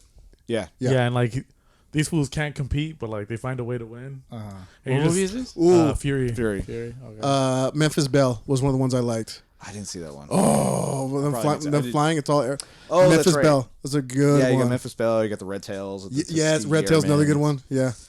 Civil War, Marvel. Kidding.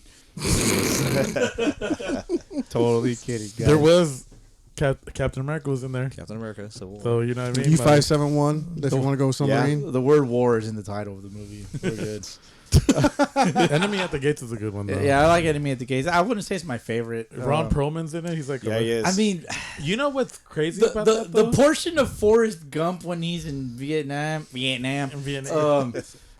That's you know what, good, dude. You know That's what's such a good part of Apocalypse the movie. Now. Oh, yes. Are you kidding me? I mean- Platoon's the shit. Platoon is You a got good ass Platoon. movie. What's the one? Full Metal Jacket's Yeah, a good Full one. Metal Yeah. Jacket's a That's, classic. oh, are you I kidding like me? Yeah. what I like about R.E. Full Metal Henry. Jacket is the way they like deliver it, and then homie becomes like a journalist, Yeah. and he's like telling the story from that point of view. Yeah. That's what I like about it, because it's not just like some fool that's just like shooting shit down the whole time, and that's kind of like an interesting perspective on that. There's so many good war movies out there. It's so hard to nail That's it why I down. like It Enemy really at- is. Would you guys consider Expendables a war movie? No, but Or I, they do war shit. They do No. guerrilla warfare. Those fools are like mercenaries, though, It's technically. yeah, mercenary I would say shit. Tropic Thunder is a war movie. It's a war movie pretending to be a war movie, Right. though. Love that. But I think my favorite part about Enemy at the Gates though is when like they're handing these fools the guns, and then the Yeah. other fools get like the magazines. One man Oh, yeah. gets the rifle. Yeah. The other man gets the ammo. The man who drops the rifle. Yeah. Yeah, It's nuts. and then like the other part of it was the fact that like they talk, and like if you're not paying attention, they tell you like why Napoleon never was able to conquer Yeah. like Russia, and like you know why, right? I don't remember. The Russian winter, dude, would like. Oh, That's no. why like Germany had a hard time with them too, because these fools would try to come up and they couldn't get supplies, they couldn't do shit. Yeah. I think like the historical context, and I credit my brother to that because he like loved Saving Private Ryan, Yep. and he's the one that put me on war movies, and he's Right. younger, so he'd be like, "You gotta watch this, bro!" Like, and I'm just like, You're all "Alright, like, oh my I'm- god, you bug. I'm right? like 13 and he's 11 and he's just all into it. He's like, Oh yeah, he definitely bugged. yeah, and he like delved into it and everything, and then like all the war video games like Medal of Yeah. Honor, Frontline, and all that. Oh, shit. Medal of Honor, the very first one. Oh my god, that was awesome. Call of Duty. All Black right, Ops. a lot of great movies. Please curate a list for me, guys, and send it over. He's not gonna watch any of them. Don't worry. I will watch them. Curate these balls. Fuck. Hey, your month is over. That's true. All right, next one's from Dad Bats. He has a few. He says, "What's the culture like in the Wardogs dugout?" We talk shit at each other. I don't know if other teams do it, but like we have fun.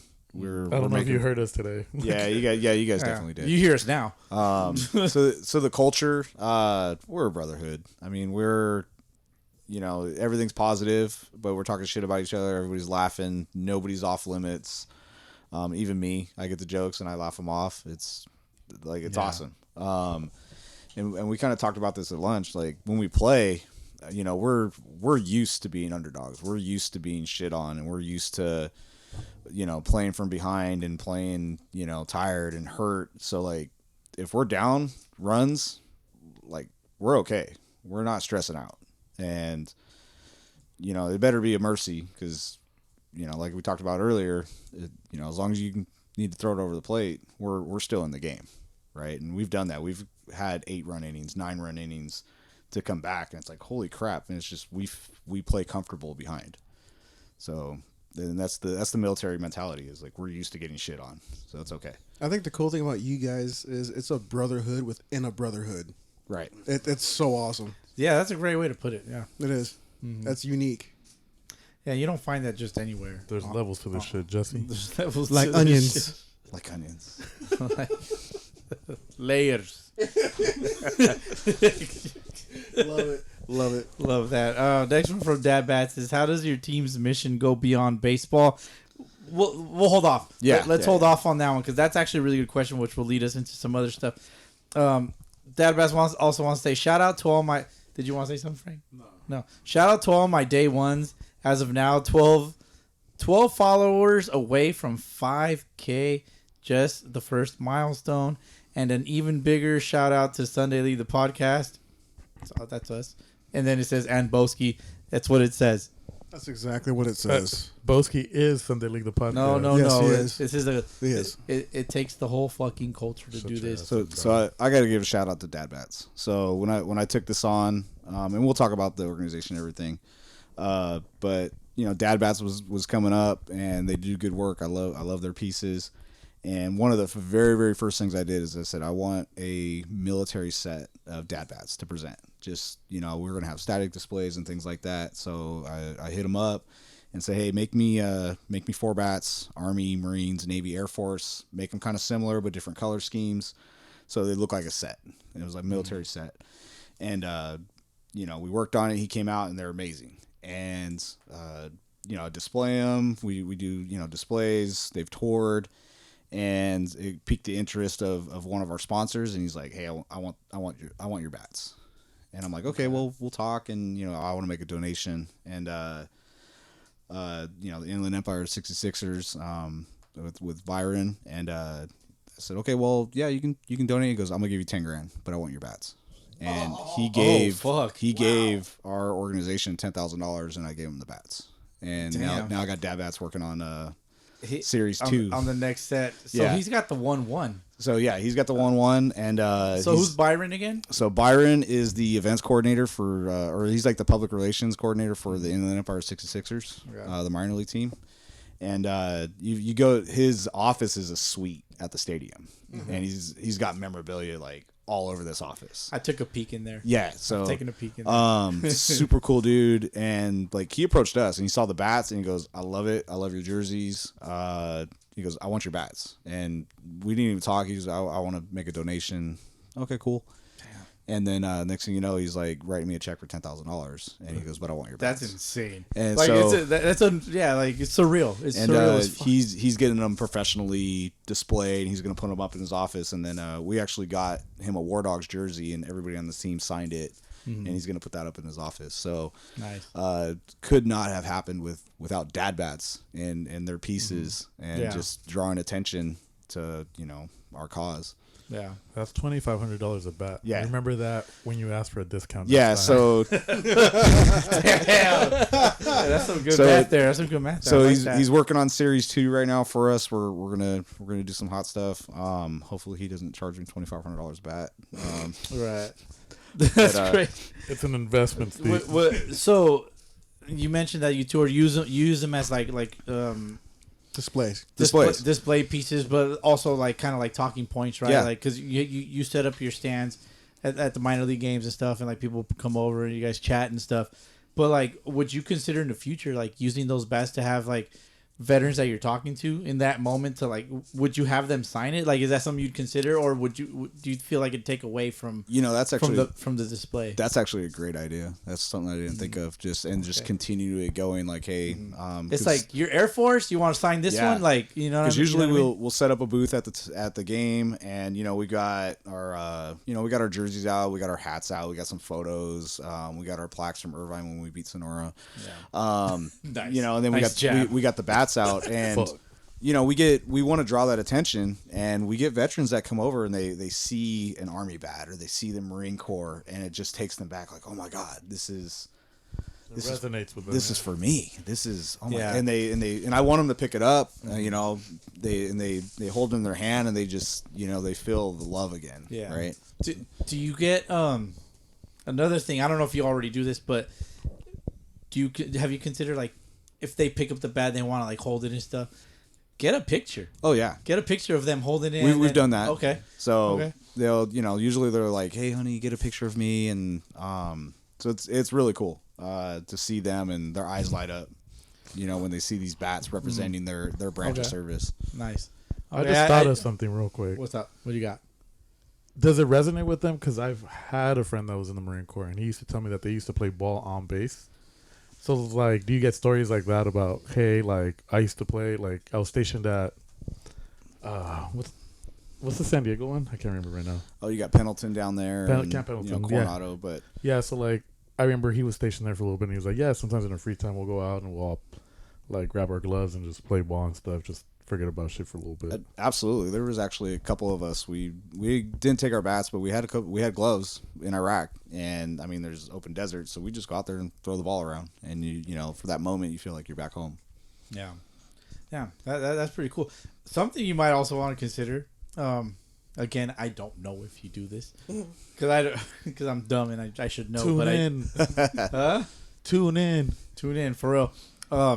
As they do talk to you, maybe have somebody that can probably like man a camera and quick set of questions. Boom, boom, boom. Hit them with some recognition. You know, for the War Dogs page. You know, right. So it's an idea to consider down the road. Yeah. No, there's all kinds of things. We're still growing. I'm still getting my feet wet in this. You got some great ideas. I'm gonna have to hit you up offline. What's up, Frank? No, I'm just laughing because it's like we hit you with ideas for the page, the SLTV, and like you're like, man, fuck that. Now you're over here giving advice and shit. According to Frank, I'm SLT. I'm just one person, according to Frank. So, you know, but you're a one man wrecking crew, big dog. If I wanted to be, I could be. I just choose not to. It's a lot of work and we're sacrifices, right, Steve? Right. Like, you know, there's a lot of stuff, a lot of time to sacrifice, a lot of time away from family members and all that. So, you know, I would say that Steve could resonate with that. Yeah. You know, especially being here right now. It's like, shit, your wife's probably blowing you up. You know. Yeah, she's like, I didn't realize a podcast took this long, and I didn't either. This one does, but it's very, very professionally. They get done, to know you ones, yeah. They get to know you ones. Oh, for sure. Yeah. Nah, this is a process for sure. Yeah, it's a process. Because it's always like we do it and everything, and it's like I feel like there's more. Yeah. Yes, I 1,000% agree. We're gonna leave here and we're gonna be like, "Fuck, we forgot that." It's like, I'm squeezing this man dry. No pause. I didn't pause. Fuck. Both hands. Last one from Dad Bats. He says, continuing from the previous one, he says, and Bowski for putting me on the scene. Great pod, but even better teammates and friends. Cheers. Aww. Cheers to Dad Bats. Cheers, Dad Bats. Cheers, Dad Bats. And also for creating, you know, awesome display pieces, you know, especially for the War Dogs, right? Like, can't complain, man. Can't complain. You know, and so it brings me to hit one of the questions that we kind of put off. He says, how does your team's mission go beyond baseball? And so, like, let's finally dig into the War Dogs, man, because it's national. Is it international? It is somewhat international. Okay. So how, I mean, how does it go beyond baseball, and like, does it span nationally, internationally? Like let's dive into it, bro. This is why we're here. 3 hours here. So the U.S. Military War Dogs, they are a nonprofit, 501c3. All right, we are a legit nonprofit. It's a national organization, and there are local teams all over the country. So like we got 2 in the Inland Empire, the Fontana, and the IE team, San Diego. Wichita just started one up. We got Houston, Colorado Springs. The Carolina team just lost in their championship. They like went 11-1 and then lost in the championship. So I mean, we're all over the place, right?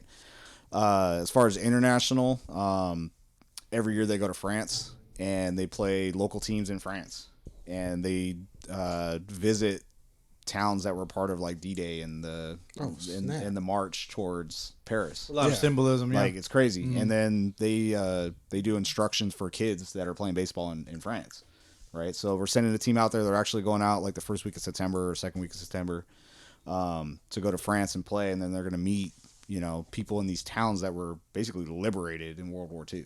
So it's pretty special. Mm-hmm. I'm hoping one year I can get out there, because I mean, you're flying across the Atlantic. Oh yeah. Yeah. So, well, you've also flown across the country. Very recently, actually. Like, yep. So the big thing every year is the national tour. So what the national tour does is they handpick the top guys from around the country that play. So like San Diego sent 6 or 7 guys. There was guys from Houston, Colorado, all over the country, and they meet up, and it's a legit team. You know, I was honored to go, and you know, I was the oldest guy in the team. Most of these guys are like early to mid 20s, and they're college experienced players. It's no joke. So they go on this tour, and they're playing baseball for a 2 to 3 week period every day, and it's essentially a barnstorming, like the old school barnstorming tour. And they are playing collegiate summer teams across the Midwest. Ooh, okay. And so, I mean, they're playing legit competition, you know. But every town they go to, they fundraise for local organizations. So service dogs for vets, the local VFWs, American Legions, things like that. Before every game, they do an amazing pregame ceremony, and they honor either veterans or Gold Star families or families that have lost their loved one. And it's pretty extensive. You know, there's saluting, playing of taps, the national anthem, and then you give this family a flag folded up in honor of their, you know, their veteran, their loved one. And it's impactful because, you know, you're going town to town, and a lot of these towns are pretty small. I mean, compared to California, you know, there's like 3,000 people. You know, here, that's a neighborhood, right? But there, it's different. So a lot of times they get forgotten, and the War Dogs want to make sure they're not forgotten. Like, no veteran, nobody lost is ever forgotten, right? So each town they run into, they fundraise for that town, and then they literally move on to the next one and play another team, and then another. And they work from Colorado. This year, Colorado to Ohio, and, you know, traveling as a team, you know, barnstorming, staying in hotels different hotel every night, and playing these collegiate level teams. And this was the first year since 2018 that they had a winning record. That we had a winning record, you know, Nice. 5-3 That's record. right. We That's right. brought on a new coach, Casey. He held it down. You know, these guys are like, we had a guy, he was throwing 91. They had a radar gun out, and we had a War Dog, he was throwing 91. I saw him. Do you remember his name? Is he available for Labor Day? Yeah. Salvatore Garza, Does he like labor? right? Salvatore Garza. Days of Yeah. labor. So is he like an Italian, like Latino or something? Like I don't know. I don't want to. Salvatore Garza is a crazy like. But no, he got up there, and dude, he was chucking it. And I'm not talking like Sunday league, like, oh, I throw high 80s. No, it's on the radar, on the board, throwing 91, and that's the competition we're playing. So I just got done with the 4th of July tournament. I killed it, and then I got out there, and I was humbled a little bit, right? Yep. But it's, as we all are at times. Oh yeah, baseball will humble you. Yeah. How did you do, like, individually? so I was Statistically, did you keep track of it first? Of all? I didn't. What's the Yeah. game changer look like? Right. I went on the tail end of the tour because the tour takes through 4th of July, and the 4th of July games are special out there. They got fireworks and everything. But I was playing in Irvine. So I caught the last week. Unfortunately, we had a rain out.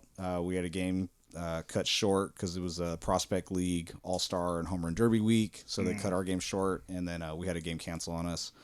So 2.5 games. I went 0 for 5 with a walk. Yeah. What happens? One strikeout. They had some lefty chucking 90 sidearm. Ugh. A lefty sidearmer? Just nasty, no right? thanks. At 90 is crazy. Yeah. So a little humbling, but these guys, I mean, these guys are good, Right. but the experience, this is my first time traveling with these guys and going town to town, and I was an old guy. They were calling me dad, right? Oh, Which damn. is also kind They of didn't even go to the hunk. They went to yeah. dad. He was the David Ross They're of their like, team. hey, what's up, pops? And that's when you're like, check out this dad bat. right. But it's cool because they're all branches. We had Army, Marines. You know, we had one dude from the Space Force. Like he's in the Space Force active, and he's playing on this team, right? So they honor us before the game, and we're playing and just traveling together in the van and going out drinking and you know, a lot of fun. I'm just gonna be funny with this one, but is the Space Force the new Air Force? Like, The Space Force is like, are they gonna get the heat that the Air Force gets now? Bro, Right. they leave the Earth. I They don't- leave Earth, I bro. don't- Like, just be like, Air Force just leaves land. These guys leave Earth. I don't think the Space Force is getting that hate because these dudes are really smart. Like you Yeah. got to be like the Air Force is like Their math skills on point. They're Yeah. smart too, but probably not to the effect of like the sure. engineering capacity like some of these guys for Space Force have to be. Yeah. so So there's street smart and then there's air smart. right. You So- know? But the national tour, you know, the 2 games I played, one of them there was probably 1,500 people in the stands, and that's the most people I've ever played in front of, and it was just awesome. Like it's absolutely amazing. Have you ever heard of RBL Moneyball? RBL Moneyball is wild, but Right? Nah, I'm fucking And then around. 1,500 people. So a good obviously, amount of like people. that's a good ass turnout. So I Yeah. would imagine. That's you kind of like a 66er game to me, like kind of right. Yeah, like, I would say so. 1,500, Yeah, like 2,000 a full house 66ers. So we get into hold on, yeah. Steve. Autographs. Did you sign any? Yes, I was gonna get first time I ever signed an autograph for kids, and they're that's coming up awesome. to us, and it's awesome. We're That's- celebrities. So that's surreal, dude. Like I know I'm throwing that word around a Right. lot today, but You hear that- Bowski? Yeah. what? How many autographs you ever signed in your life? Me? Yeah, you. My own baseball, How right? many here, do you bro. want to sign though? Because right now you sound like No, dude, I'm happy. just lie, dude. I want to sign 5. So we're out there playing, and it's super cool. After the game, we do our after game, come together, and then they basically open the gates and just let the kids run on the field and mob us. And we're signing bats, we're signing balls and hats, and they're coming up to us and pictures. We feel like celebrities. I've never felt anything like that. Yeah. Right? Just they're coming up and wanting my autograph. Yeah. And so disclaimer, you hear the stories about pros. It's like, oh, he didn't want to sign, or we're in the middle of the game and I got kids yelling at me like, hey, sign my ball. And I just struck out, and I come in and some kid's like, can I have your bat? And I'm like, no, leave me alone. I just struck out. Like, so I can see how pros can kind of get irritated. Okay, But it was cool. But after the game, we stayed there until every kid got an autograph. It was awesome. Yeah. I was like, I can imagine a kid sitting like behind the dugout and be like, "Hey, number 1, you suck." Hey, Nelson, you're not number 1.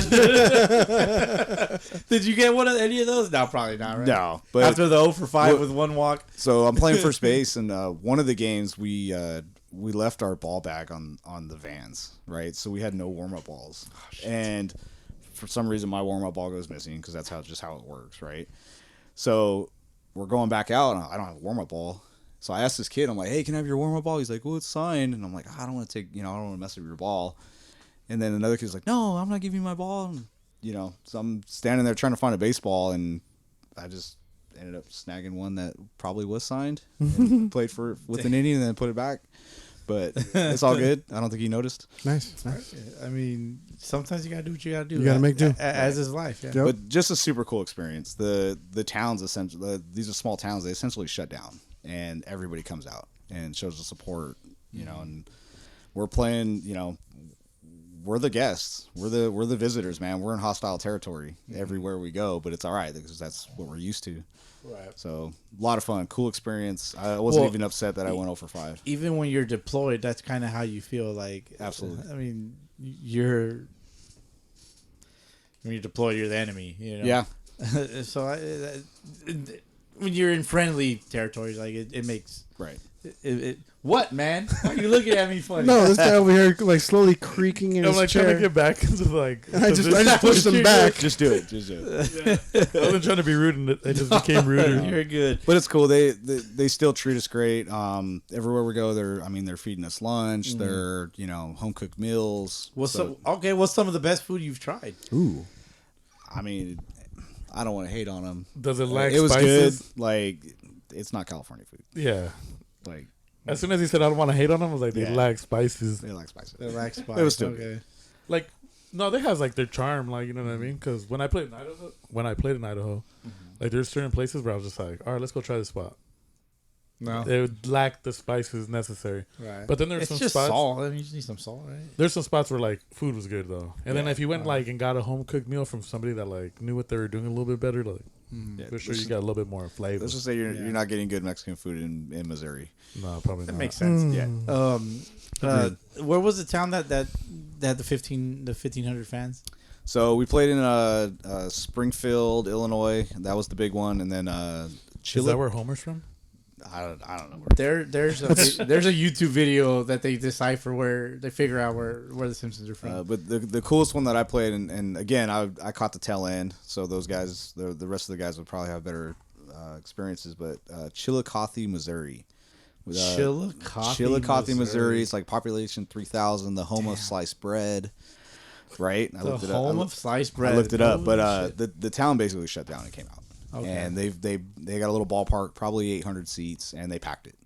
That's and, dope. And they were into it. 800 people is a lot. Yeah, That's a it lot was of people. it was super cool. Yeah. Just an amazing experience. Yeah. You guys got anything? So how long has this been going on?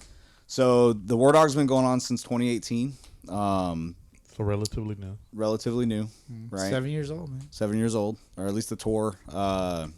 They gave us some numbers. They said there's been 25,000 players that have gone through the organization because they keep track. We keep track. It's pretty structured because it's military. So like we have 25,000 through how many like teams or like just all over the country. I couldn't give you a number. okay. But, I might have a rough number. I think it's like 10.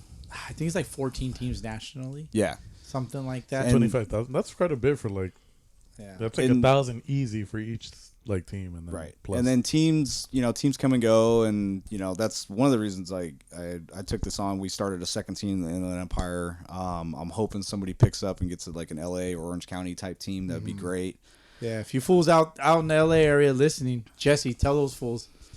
Come on, there's like 30 leagues in LA. It's And got to it's be so one. dense out there too. It's insanely dense. Yeah, man. All right. Well, fucking.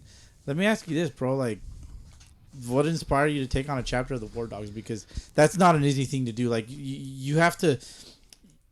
You have to work with the national organization, right? Like corporate. You got to do that. You got to find players. Yeah. So I imagine the player pool is a challenge. Yeah. So how do you get through the player pool challenges? What inspired you to take on a brand new chapter of your life and also a brand new chapter in the Wardogs community, I guess? Right. Especially around here, like there's two. Yeah. There's Fontana, there's Inland Empire, and like, what's the motivation that keeps you moving, and then just the consistency? Like, how do you go about all of that? So I was playing on the Inland Empire team, and the coach was like, "Hey, I'm going to step down. Do you want to take it over?" And my thought was, I've never coached before, always just played, but I love the organization, the mission. So I said, well, if I'm going to do this, I'm going to be all in. Like, I'm not going to half-ass it. And brought in some of my driller guys, and I talked to the organization. I said, hey, we don't really have any active military bases out here. We got 29 Palms, but it's a drive. March Air Force Base, but it's kind of it's a reserve base, and it's Air Force. So like we have a lot of veterans, and we have a lot of dependents of veterans. And they said, okay, that's cool. Let's open it up to military dependents, and then That means I can play because my Right. dad was in the Navy. exactly. So No shit. There you go. once we started doing that, Sometimes recruitment's really right? easy. So once we started opening up that, our team's kind of unique compared, because most of the other teams are active duty guys. They're a little bit younger. We're kind of the veterans and the dependents. So most of my team is dependents. I'd say just a little over half. But they get to honor their family member. And when you look at it, like, almost everybody at least knows somebody that was in the military, right? And then a lot of them have family members, multiple family members. So it helps out our talent pool a little bit better, right? And the first season, it was a struggle. I was like, I don't know if this is going to work. And then we had a good season, and then we're out doing things, events, and we'll get into that. But guys want to be a part of this organization. Yeah. And I hate saying no to people. I've never cut anybody, right? But people ask, and the first question I ask is like, okay, well, were you in the military? Okay, if not, do you have any, were you a dependent? And if they're not, I'm like, hey, I'd love to have you, but you know. Right. And you got to keep it honorable. Right. Yeah. Exactly. So, because like I said, we have a mission statement. We're taking care of vets and the active duty guys and the dependents of it. So I mean, I wish I had a team for everybody. I really do, but it's kind of limited. Yeah. Especially like your time and your resources, like it's Right. limited. Oh yeah. Limited, particularly your time. Because I mean, if you asked, I'm sure the organization could help. Yeah. The corporate, quote unquote corporate. So, let me see here. Do you guys got anything? No. Other than, so you hate to say no to people and everything. So how many people do you have currently in the two organizations you have in the Inland Empire and the So my roster, I paid a little extra so we can have so we got 20 on our roster. But also with the military guys is like we got guys that are on duty, so they're they're on call or whatever. So the weekend they may not be able to play because they're doing stuff on base or whatnot. So that's kind of a challenge too. So I carry a bigger roster, and some games I have 9 and some games I have 16. And it's like, holy crap, am I going to have enough guys? And the next week it's like, okay, I got to get 16 guys, playing time. So we carry about 20, and it kind of rotates every week. Yeah. But everybody's been great. It's stressful as a coach getting everybody playing time, but they understand. I got a group. I think in being the military, they understand.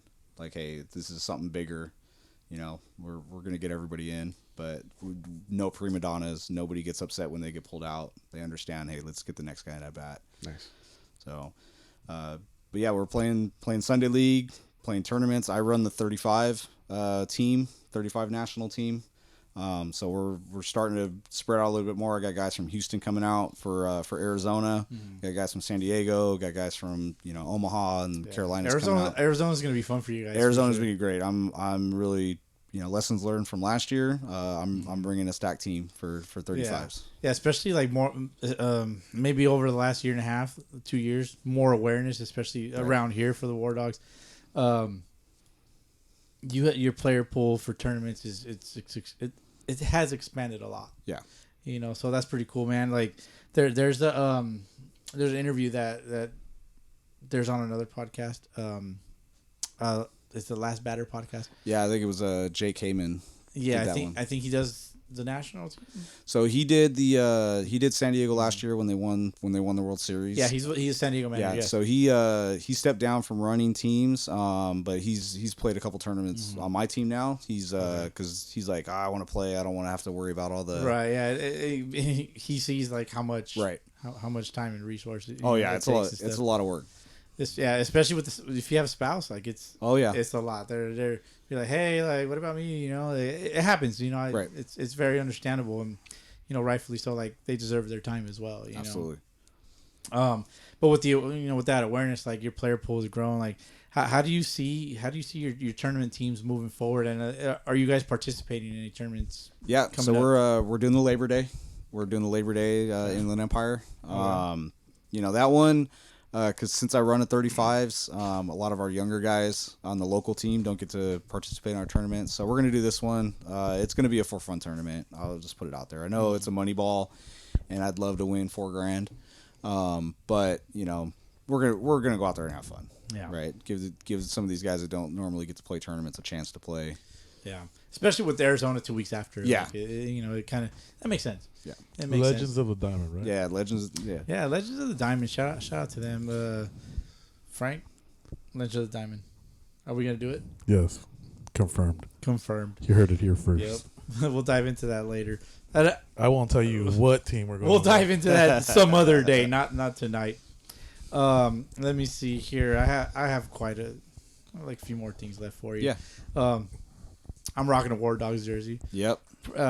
For your generosity, and dude, I love it. It fits fucking great, and it looks good too. Oh yeah. The black looks great on me. It slims me down.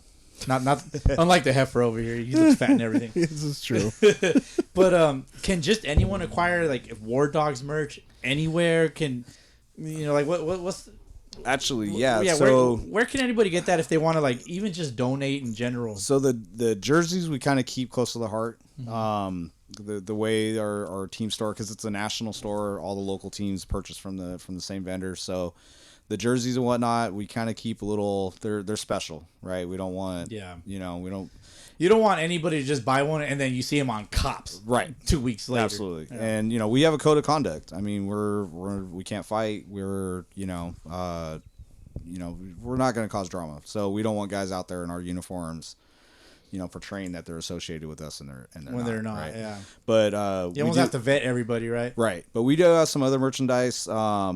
There's other third-party companies that are making old school style shirts, stuff like that. I'll get a link posted to you guys. Like baseball tees, like baseball tees. Oh, yeah. nice. So there's some other stuff that's coming out. It's growing. It's definitely growing as far as getting different merchandise out there. I love our uniforms. I think they're slick. Yeah. Yeah, this black one, the pullover V-neck. Yeah. Money. So and then we've got our white one. That's kind of the game day organization jersey, and then the organization allowed us. They said, hey, you get one local jersey if you're choosing. It's just got to be kind of a dark color. So I went with the military green ones that we made. I think they're awesome. OD green. Yeah, the OD green. There you go. You're learning. I'm learning. So we're gonna be wearing those on Sundays. We'll wear them out in the tournaments. I think they look awesome. Yeah, especially like with it's assumed that like your players have that military discipline, Yeah. So like you would expect them, hey, we got all the jerseys, everybody has one, I expect you to wear the one that we decide on for the game or whatever. Right. So that I love. There's a lot of carryover, I would assume, from military over into like real life. Yeah, and that makes the coaching a little bit easier. Like I said, it's my first time coaching. So the guys they're upfront, they're honest, they're adults. It's like, hey, are you going to be here Sunday? Just give me a yes or a no, and we're professional about it. And if you don't, and I know B Will was running into some issues that we talked about, but it's like, hey, look, we get it. You got things going on. That's fine. No drama. Just communicate with me, and I have not had any issues. It's also cool with, hey guys, I need fees, and usually as soon as I say that, I have almost all of them, or they're telling me, hey, I can. That pay must you. be nice, dude. It's awesome. I need to know the record. What's of the secret? Yeah, military discipline. Man, it's awesome. I need to know the record of fees collected, like full amount of fees collected in Sunday leagues. I need to know the record time. I need to know it because sponsorship. I'll tell you that right now. Aside from sponsorship, Jesse, come on, that part's assumed. Okay, man. Like, ultimate goal of the War Dogs organization. How does it feel to give back to the Gold Star families? Right. Yeah.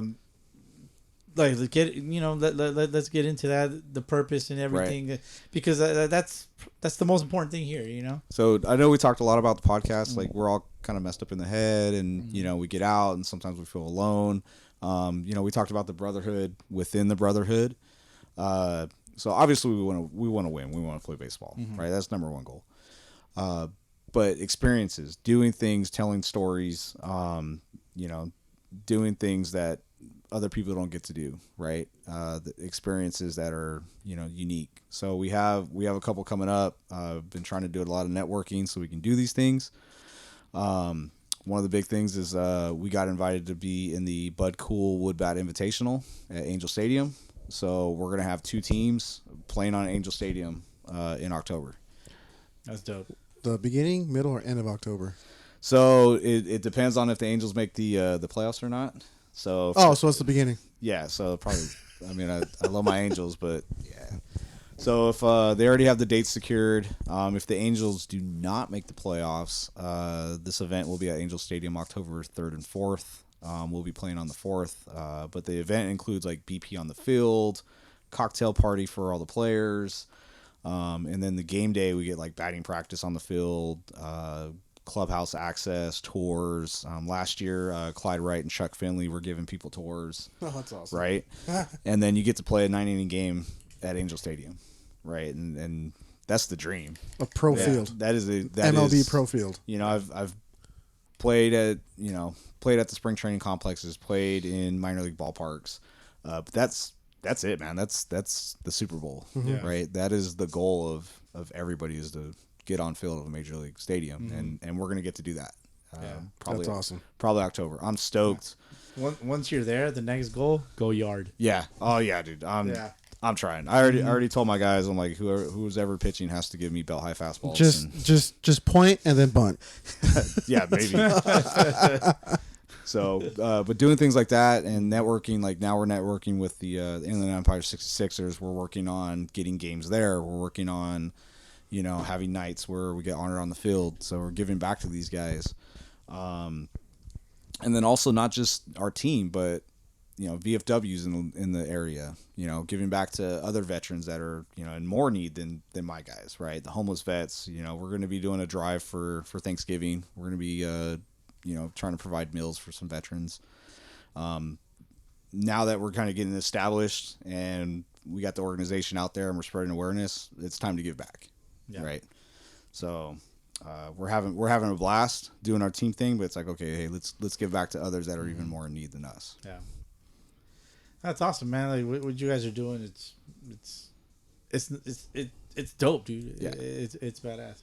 Frank's raising his hand. I'm putting him to sleep. No, I'm stretching. I'm just like kind of getting comfortable over here. All right, well, shit, Steve. I mean, you've pretty much provided all the information, man. Like, I'm sure there's guys listening that at some point are probably going to want to try out, or other folks are going to want to donate. Like, throughout the socials where they can do that. Yeah. So our main national website, wardogsbaseball.org, because we're a nonprofit. Mm-hmm. Go there. There's a bunch of information. It has all the links to the current established local teams. So there's like a teams page, and you just click on one. You shoot an email to whoever that coach is. They get it, and they'll get in contact. You can always hit me up. I run the Wardogs Fontana Instagram, Facebook. So if you shoot me a message, I mean, we're about to start the season. Our rosters are pretty much locked. But even if you're not local here, we'll get you on a team. We'll figure it out. Or if you want to start a team, we got a guy. He was at 29 Palms. He was playing on our team. He exited the military. He moved back home to the East Coast. He's going to start up his own Wardogs team. Oh, that's awesome. Because he loves it. And that's what I want to see, is that, we grow and expand. I'd love to see more teams in Southern California. I think there's more veterans out there. I'm starting to see it. And there's a lot of room for it out here. Oh yeah, heck yeah, there is. And I love the podcast. I mean, you guys are reaching guys in Texas and Arizona, and so if you guys are listening and you want to get a Wardogs team going, let me know. I'll walk you through it. We'll help you out. Yeah. All right. Yeah, Steve's very knowledgeable, great ball player. Here's the thing, though. You guys need to start recruiting, like at NEMI, New Mexico Military Institute. Yeah. All those colleges and everything. But their fathers have played in military and everything like that. Right. So there you go. There's always good baseball players that just go into military schools and then go to the military after. Right. So there you go. There's a good funnel right there for you guys. And I'm learning. I'm learning how to run a team. I'm learning how to run social media. I'm doing this as a hobby, but at the same time, like it's fun. Passion project. My first post, I was doing Microsoft Paint.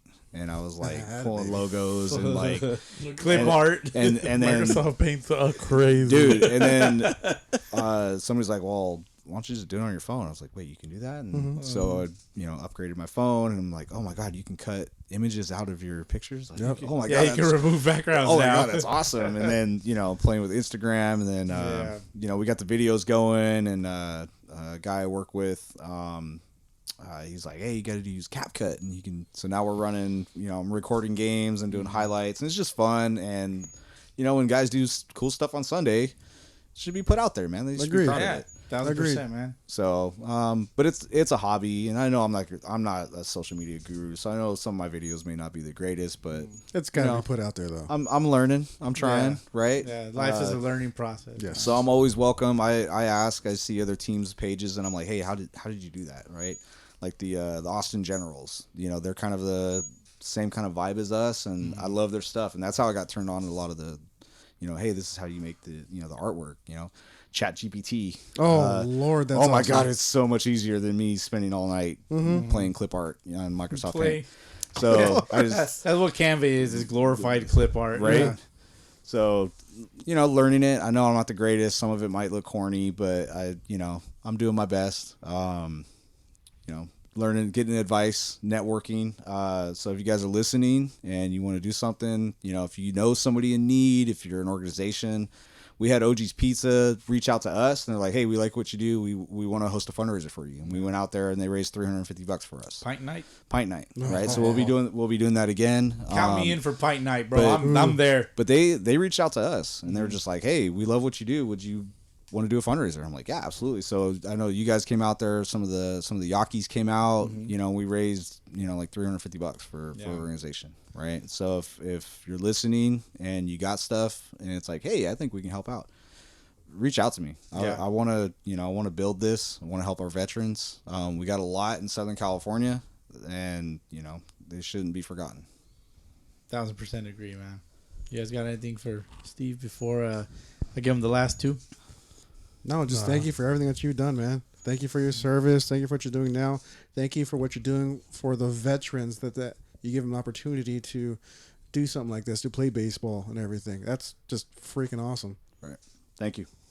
I definitely have a greater appreciation for what you guys are doing. Because not like that you've elaborated and given us an explanation. It's like, cool. Like, you know what I mean? Because I think people don't know. And even me, I'm just kind of like, wasn't informed enough to know. So I'm just like, that's dope that you're out here trying to do stuff and like help people, like kind of have like an outlet for like with the stuff that they have to go through like on a day to day. Because I think people think it's just like, well, you guys are just playing baseball. Yeah, but it's more than that. For some people, it's definitely like an outlet. And like, I think for me, it's like, okay, I have a greater appreciation for you guys doing, and like the explanations and clarifying all that stuff is just like more. There's like more out there, and I'm hoping that you guys are able to expand because I think it'd be a good thing. Right. To me, this is like a better version than fishing with veterans or fishing for veterans. Right. So like, it's because baseball is just so awesome. It really is. There's nothing else like it in the world. Yeah. Absolutely. And I think it's pretty accessible too. Yes. Given the fact that you don't really need all that much. And if you're able to get like under the right leadership, like somebody who's like willing to take the helm, like you can definitely do a lot with it. Yeah, and I'll tell you with this sponsorship from Byron Marquez with the 66ers, I mean, 10 grand does a lot. That's league fees, that's uniforms, that's NABA's like $200 a person, and some of these NABA ain't no team. Right. Arizona's not a team fee, man. Right. So for a lot of these guys, it's like, man, I don't know if I can go, and money shouldn't be the reason for these guys. Yeah. If you want to go and you want to have a good time, and I've done the World Series like 7 or 8 times, still chasing that ring.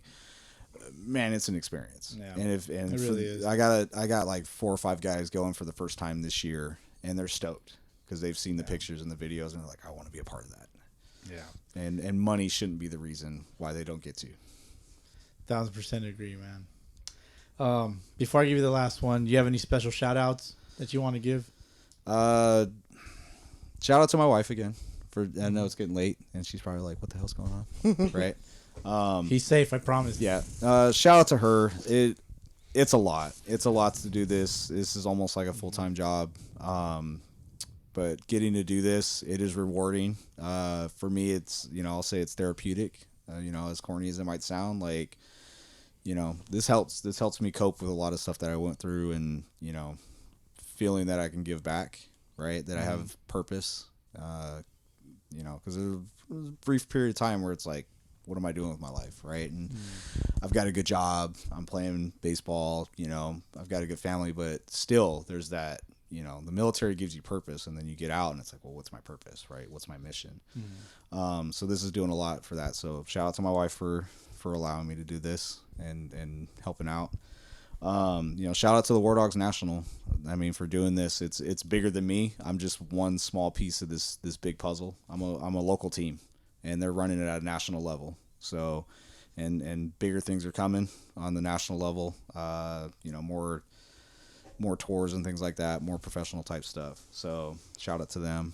Shout out to my local team, just my buddies, playing every Sunday and putting up with me. And I try not to be that coach that's like blowing you up every day, and but sometimes it's a little stressful. Like, hey, am I gonna have enough this week? But shout out to those guys for coming out and supporting me and having a good time. And then shout out to you guys, man, for just doing this. And you guys have helped our organization grow, right? By just tagging us, spreading that awareness. It's all about the awareness, right? Yeah. So you guys are kind of that outlet that's helping us, and reposting the videos and the pictures and the funny shit that we do, and the events that we do, and getting out there so other people see it and say, well, I want to be a part of that too, right? You guys, it's for the culture, and we're kind of a culture within the culture.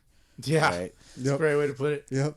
So, but thank you for you guys for what you guys do, and I don't think we would have been able to grow without having you guys a social media touch and the pod. I appreciate it, man. Very kind words, man. Honor and privilege, to be able to do all this. Well, shit, man. Last one before we wrap it up. All right. If you could leave one message to everybody listening, man, like what would it be? Like what do you want the world to know? Oh man. Everybody's going through some shit, right? You don't necessarily know, right? So don't just judge them on face value, right? it may be their worst day. You never know. Good people have bad days. We've all gone through some shit, some more than others. Be cool, be nice to people, right? Yeah. Be nice to people. Play baseball. Love that. You guys got anything else before we wrap it up?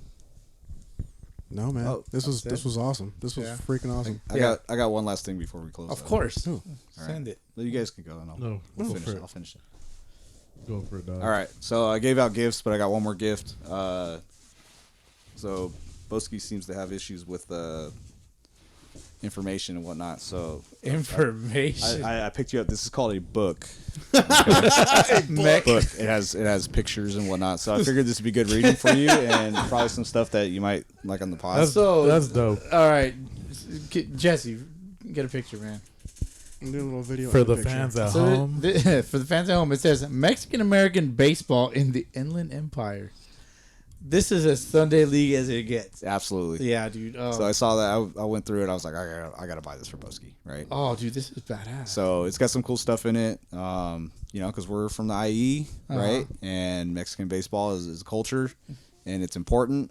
And dude, this is dope. I figured you'd love something like this. This is badass. Holy shit! I know what I'm doing tomorrow. You're reading. You're not watching the movies we're recommending. Educate yourself. He's asking his daughters to read to him. Bro, it's not a picture book. I can't. There's pictures in there. Look at this shit, dude. Just badass. They're gonna be reading to you because you can't read. So for the culture, for Bowski's culture. That is definitely awesome. There you go. I'll give you guys a quick roll.